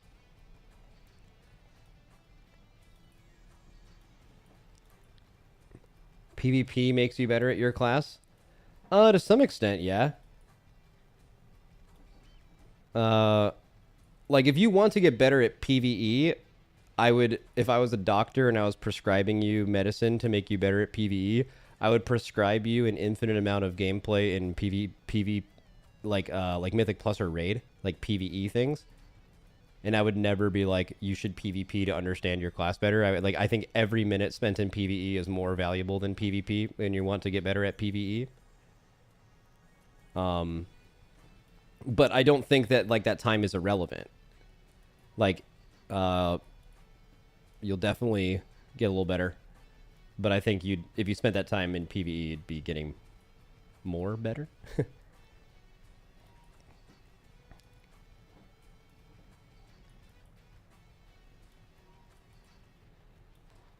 Like PvP and PvE, very different skill sets. We're like, that's not true. It's like it's somewhat linked. It's just why you need to use your defensives is something you get used to in PvE, and it's a totally different reason in PvP. Like you don't learn how to use your defensives better in PvP because in PvP you don't even want to use your defensives like on cooldown when you're taking a ton of damage. There's like you like go through a list of things like your healer has defensives for you and stuff. You need to be aware of that, and like a lot of those skills are PvP specific, you know.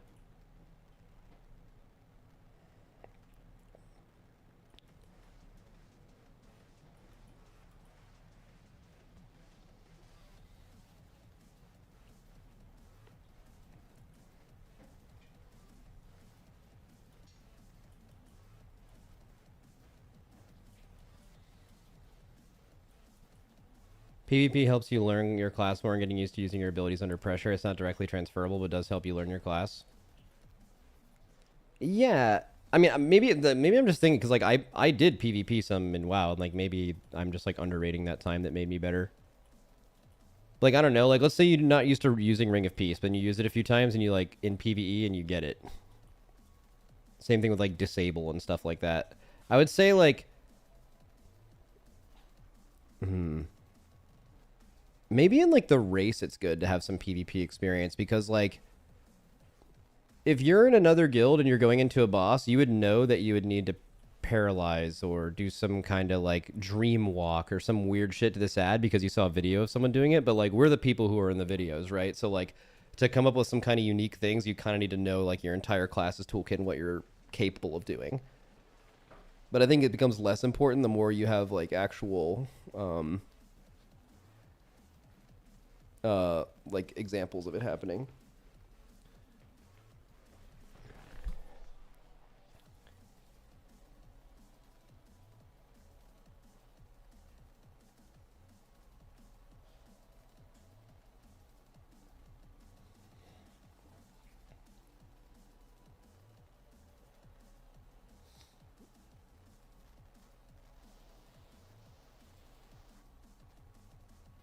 What is it, Max? I legitimately got better at WoW after I spent 2 months playing Final Fantasy. My positioning and awareness on where to stand translates to WoW insanely. Oh, I actually had a similar experience. So did Roger. So like Roger and I both played Final Fantasy for a little bit, and by figuring out how those fights worked, it definitely changed the way that both of us strategized WoW fights. For me, at least, in the way of being symmetrical. Like in Final Fantasy, there is a like prescribed solution to like all these mechanics. You just have to figure out how they work. But usually the best way to do that is to have the thinking be as simplistic and as symmetrical as possible with other people in the room. And you can make everything like kind of, you can solve it a bunch of different ways, but the best way is when it looks the easiest to understand, which usually is the easiest to understand. And then I definitely applied that to WoW stuff. Like there's actually been bosses I've been frustrated with in WoW that I wouldn't have been frustrated with in the past. Because I'm like, there's no perfect, they're usually early bosses. It's like, there's no perfect solution for positioning here. Right? But it doesn't need to be. Like, it's an early boss, and that's totally fine. But the fact that it isn't like this perfectly symmetrical, there's always a very clear logic chain into like how you make a decision. It's just more YOLO'd. Because they can design fights where they want you to kind of YOLO it and not have it be designed and solved, you know? But like, after doing Final Fantasy, you feel like you want to make every strat feel like that.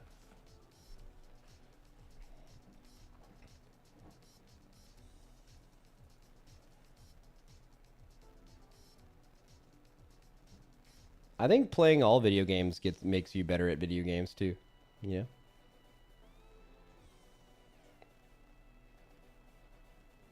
But then like here, like example of Rashinan. Like Rashinan was a fight where we basically had no strategy for. It was just like, I don't know, kind of do heroic. The last time we saw this on testing, it just seemed like heroic but harder. And then they just sped the boss up by 1,000,000 miles an hour, and you're just like literally chasing the boss for 6 minutes, and we just were like 30 seconds into that boss, we're just like, fucking figure it out. Just go run after the boss and figure it out. And we did. I actually think it's really surprising that we one-shot Rashinan. Like, very surprised that happened. I was like, it's not a hard boss, so maybe not a lot of people would recognize it, but I think the ability for our players to one-shot that boss with it being like fully reacting to a completely new boss was pretty impressive, in my opinion.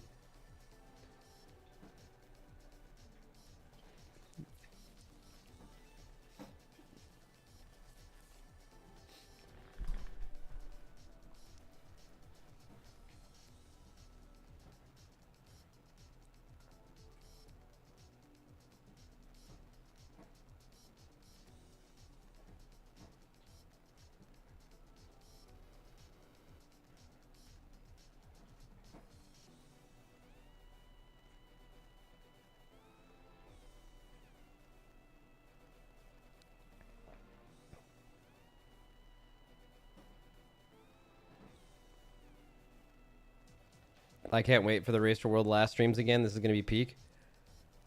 Yeah, we'll see. We'll see if I do one. I don't know. The timing is bad with a simultaneous release.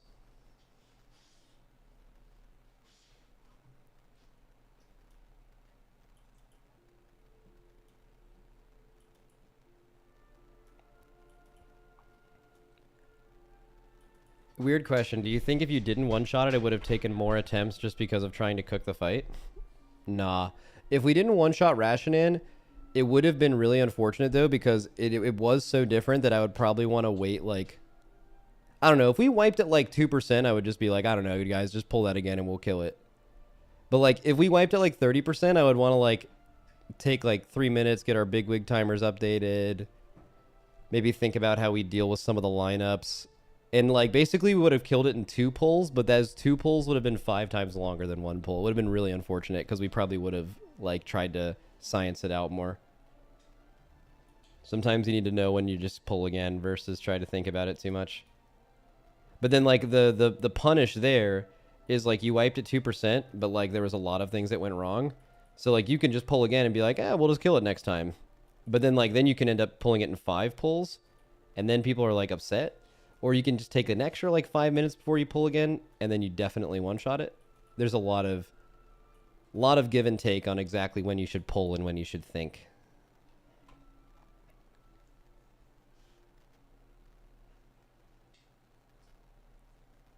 I'm just waiting for the drama when people start selling their Mythic Plus keys with the new system. What? Wait, so now you can, like, if you have all the keys done at, like, a 15, you can now just do a 15 key. But how is there drama?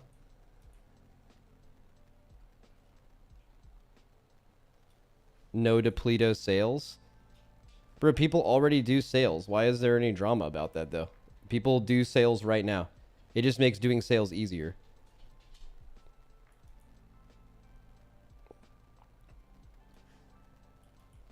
It feels like it'll be, like, actually no different than what it is now. Max, what's your opinion on the new Mythic Plus? I don't know. I don't really do a lot of Mythic Plus. I feel like my opinion on it is irrelevant. But if you really want it, I don't know. It seems like it'll be better. Is that everything you wanted it to be? I hope that was everything you wanted it to be.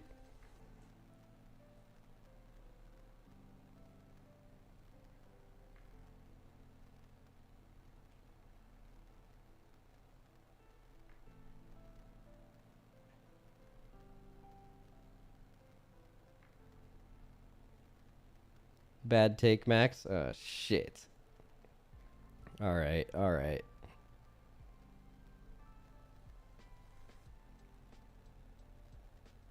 You want the steamiest of steamy takes? Well, you don't get it. Max, what do you think of things like damage downs in Mythic Plus instead of damage being the only punishment for failing a mechanic? We've talked about this before on the podcast. I'm a fan. I think it would initially... I think damage players would initially be really annoyed by the damage downs, and then I think they'd acknowledge the fact that they just have to not get hit by stuff as much, and then I think people would be way better at mechanics. I think it's an excellent idea. Like, hard send. I think it's a great idea. You make things less lethal in Mythic Plus, and you just give them damage downs instead, and you will see the behavior of DPS change before your very eyes. What is a damage down? When you get hit by something on the ground, it doesn't shit on your character and kill you. It makes you do less damage for a few seconds. It's like a debuff. It's like a stacking debuff. Because DPS players are just like, fucking heal me, you know? But they're just like, this healer can heal me. But bro, getting hit by stuff meant they did less damage. Like, all that people care about is doing the most damage. Here's my thought. All that people, not all that everyone cares about, but what a lot of people care about is just doing the highest overall at the end of the dungeon. Sometimes at the sacrifice of other people or making mistakes. But now, if they put damage downs in the game, having the highest damage at the end of the dungeon would still be your best players, but it would also be people who like played well and didn't get hit by things, which is what you should do to be a properly good player anyway. So it would just enforce good decision making. Like right now, to be top of the meter, sometimes you greed. And that's bad. You don't want to greed, right? It kind of affects everyone around you because you're a little greedy boy. But like, you're only greedy because you want to do damage. But if the correct way to do damage was to not get hit by stuff as much, like, I'm not saying literally every point of damage is a damage down, like very obvious avoidable damage that people often sit through and make their healer heal them through, right? It would make people understand what mechanics they should and shouldn't be hit by more, right? I think there's actually so many positives. Here's what I think would happen. If they ever enabled that, it would be all people complained about for a week, and then after like a month, it'd be like, wait, this is actually like way better. That's what I think. Would that inherently nerf classes that have a harder time dodging spells with less mobility? I mean, if you do it right, no, right? Like, if you do it right, it's just the same, like, you shouldn't apply damage downs to a spell you have to dodge that requires movement speed to get out of. I would say.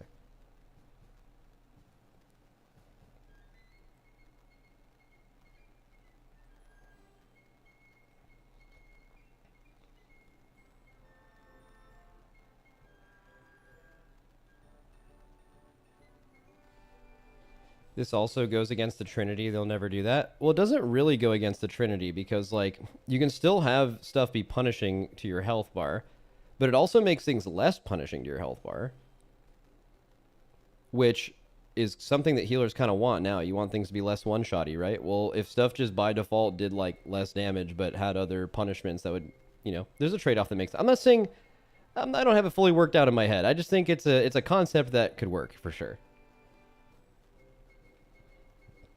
They do it in Final Fantasy. They do it in Final Fantasy. That wouldn't necessarily be the reason you would do it in WoW, because there's ways that it could be bad as well. But yeah, I mean, I think it works. Wouldn't be a seamless transition though. Definitely be a lot of like learning curve. Because people just don't read, right? People just like play the game expected to be the same. A perfect example of this is Augmentation Evoker. Like Augmentation Evoker was the most talked about thing for so long, right? When it got announced, for weeks and weeks and weeks, people were just like, oh my God, this is the only thing to talk about. How is it going to be? And everyone understood everything about it and what they were going to expect, how good it was going to be, whatever.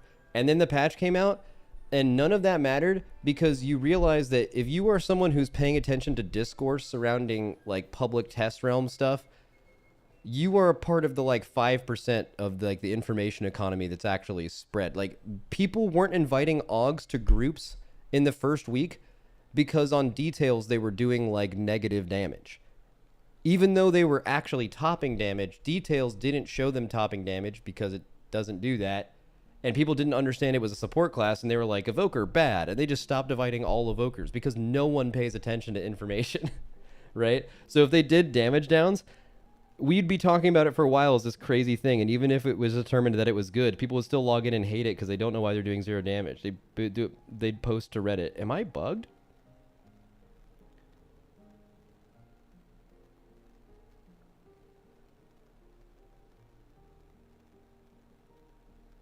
AUG was a mistake and still is. I could see that. I think I know why they did it. But if you were to go back in time and they just never make AUG, I think definitely people who play the game at a high level maybe are... Actually, I don't know. There's a lot of people who like playing AUG. I probably don't think it's a mistake, but I don't think it was implemented necessarily really well. There's a lot of people who I know very strongly believe that it's a mistake, though, and I definitely understand that. But I think that's from like a...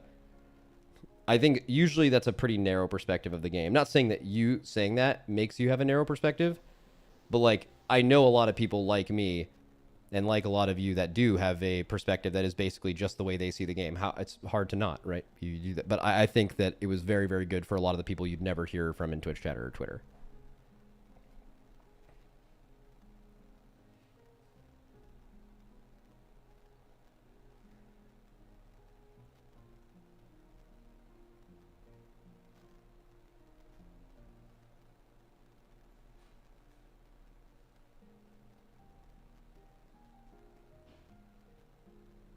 AUG's biggest mistake is that it was the only support class.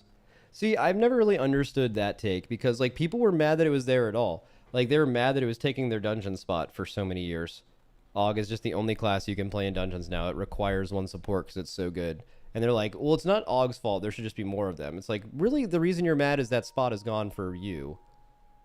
So like whether it was a support paladin or a support shaman or whatever, like that spot's still gone. I feel like most of it was just that, I don't know, there was some hate because they were always in Mythic Plus groups. There was some hate because dev players had to spec swap to it against their will. That made sense. They took multiple raid spots up. But like if it was other classes doing that, I still think a lot of this, all those things are still true. It makes... One real thing is it makes damage meters that you see in game no longer important. Like if you just see yourself owning or not owning on a fight, you just don't even know if it's because someone above you got AUG'd or you didn't or did, or you know, it's just like, and not, you don't need to be like a fully self-absorbed damage only person to like want to constantly track your performance in a game. There's a healthy amount of caring about performing well in a game that is not purely defined as like being a damage, like being purely damage motivated, right? I think it ruined a lot of that.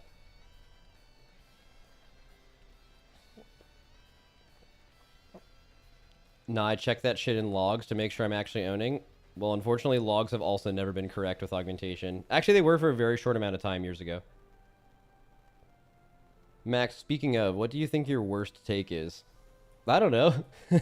That's funny. Dude, some people were really mad at me on the podcast last week for sure. So probably something I said there. But I don't know. I don't think any of my takes are bad because I think them. You know what I mean? So I guess my worst take would be the one that makes the most people mad or think I'm wrong. And I don't know what that is. I talk a lot, so I probably have a lot of really bad takes.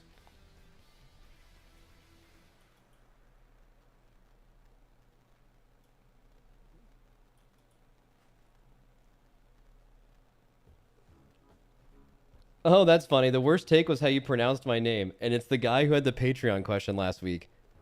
All right, guys. How do you think you pronounce a name that's Auyl?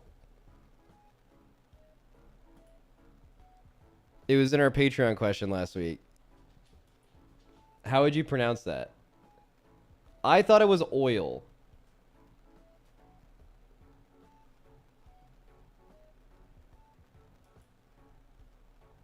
If it was like all, then it's like, why did you spell it all like that, you know? How do you actually pronounce it?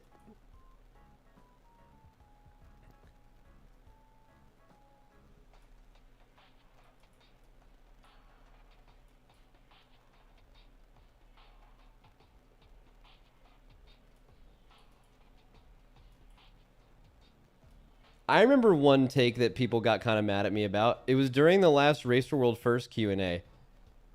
It was completely unprompted and random, but I basically said, you guys know what sucks? Camping.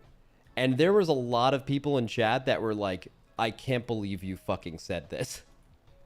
Basically, my take was people only liked camping back in the day because there wasn't any like internet or like computers or video games, and people just like played with dirt. So naturally they're like, let's go camping. And it's like, oh, well, that sounds good because the alternative is playing with dirt. But now the alternative is like a lot. You know, that's basically the only take I had. It was really funny because my girlfriend, I told her that I would go camping with her. And then she ended up watching that video after that. And then she was like, how come you told me you would go camping with me? And I was like, I would. And then like, I just found this video of you saying that camping sucks. And I'm like, well, yeah, camping does suck, but I would go camping with you. So it ended up being kind of good. It was sweet. But yeah, I did get called out though.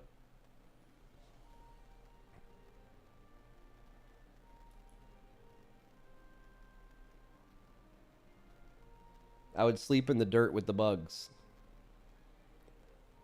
I think I'm more of a glamping guy. Because I like the idea of being out in wilderness and nature, but I'm also a huge bitch. So I want to be in a nice, fancy, bougie place to stay. I think that's my like, nice little compromise.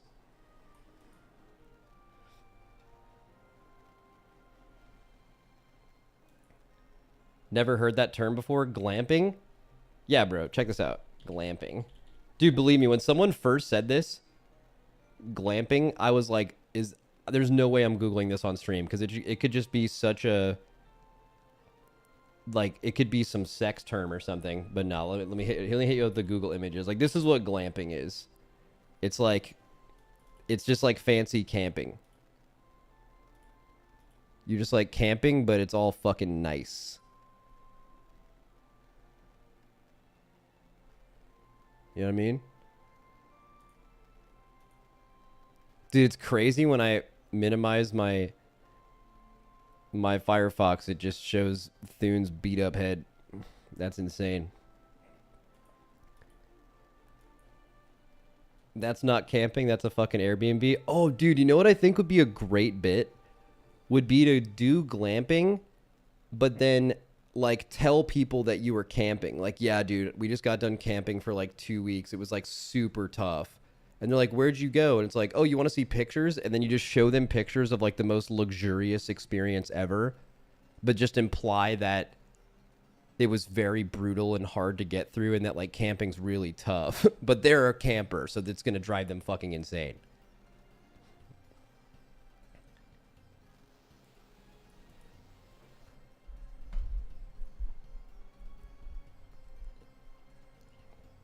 Max, what trade would the Potty C have to do with another podcast that would be equally as bad as the Mavs trade? It would basically be trading Dratnos to another podcast in return for like someone who's like pretty good but not as good. So actually this doesn't sound as extreme as what actually happened in the NBA. Cuz like just saying it's like Dratnos for like someone who's super ass is like you're implying that Anthony Davis is ass. He's not ass. He's good. But there is like an extra element of like Luka's entering his prime and AD is probably leaving like tail end. And there's no like prime for podcasting, or maybe there is. I don't know. Like Dratnos is probably in his prime right now, I guess.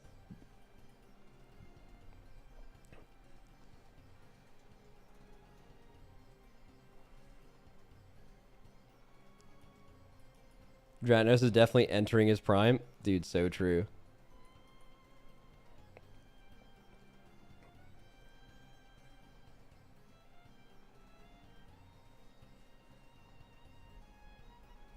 Max, do you have any tips for WoW content creation? I made a YouTube video that popped off recently and my guildies want me to make content now. For WoW content creation, I have no idea, but content creation in general, find a lane that you think you'd be unique at. Think about the kind of content you'd want to make, see if there's any of it on YouTube, and then like realize why you're better than that person, right? Like think about like this. Like let's just say this is I think the mistake a lot of people make when they start streaming. They're like, I want to stream. What do you want to stream? I want to stream myself playing FPS games. Okay, cool. So why would anyone watch you instead of Shroud or infinite amount of FPS streamers that already have a massive audience? You can't, that doesn't work, right? You have to like do something different. You could maybe end up at that place once you've built enough popularity, but you can't just start doing this too saturated, right? So like if you're trying to make WoW content, find some WoW content no one else is doing and do it really well. Or do whatever content you think is interesting and do it really well. And if it doesn't work, it doesn't work. But one thing about YouTube is YouTube rewards you for quality. Like, I actually firmly believe it is impossible to make an absolutely goated, insane banger YouTube video, like, truly great, and it not pop off. I don't think it's possible. I think YouTube is that good at finding good shit. No matter... Now, how big it can pop off directly relates to the content. Like, if it doesn't relate to a lot of people, like, if you make it about WoW, there's, like, a certain amount of people that'll watch WoW content. And unless your content in WoW is, like, I fucking hate WoW and here's why it's bad, the audience is not very big. The audience is very big for, like, if you want to become a big WoW content creator, just make content shitting on WoW and just imply everything is worse than what it used to be and just, like, praise nostalgia. And then you'll get hella views. It'll be insufferable and all the people that watch you will be the worst people you've ever met, but, like, you'll get hella views. But if you want to like make real content, you know, it's going to be harder to come by. Like you're going to have to find a lane. The overall viewership, like WoW viewership there's not a ton of it.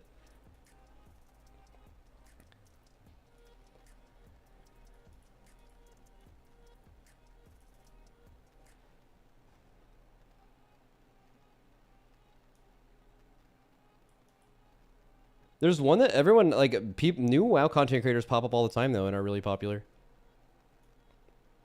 Like, in retail, you just need to, like, in retail, you need to be, I don't know, just, like, the #1 person of a spec or a class queuing Mythic Plus. So you just, like, do a bunch of Mythic Plus. You've seen streams become successful from nothing, basically, off that. I mean, it's like the original rules of content creation, right? Like, what you need to be the best at what you do, right?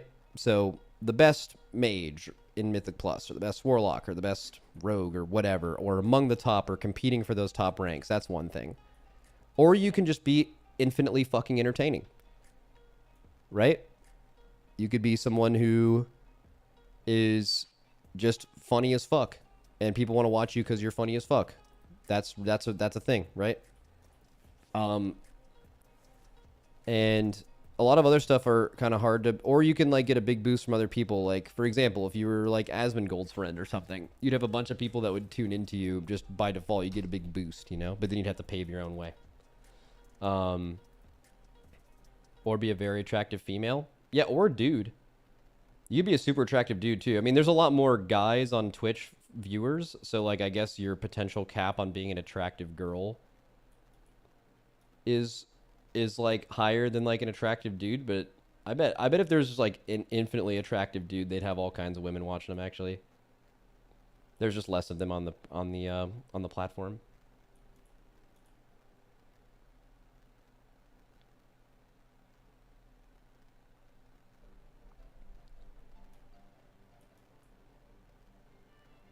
Or dudes watching dudes. Facts, bro. Yeah.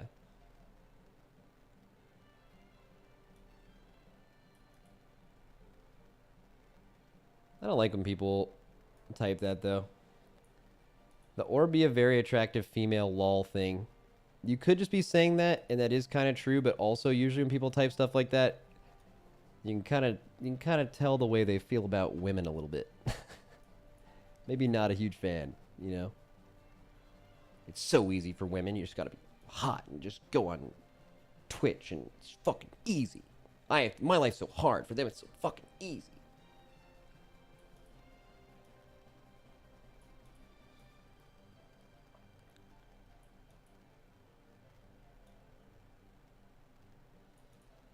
Frank says, I will say I think you'd have more views if you had big naturals. Yeah, probably. Because people would just be like, why do you have big naturals? Huh. Huh.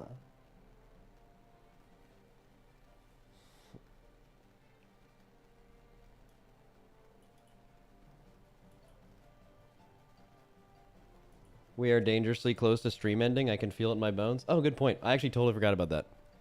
All right. I'll see you guys.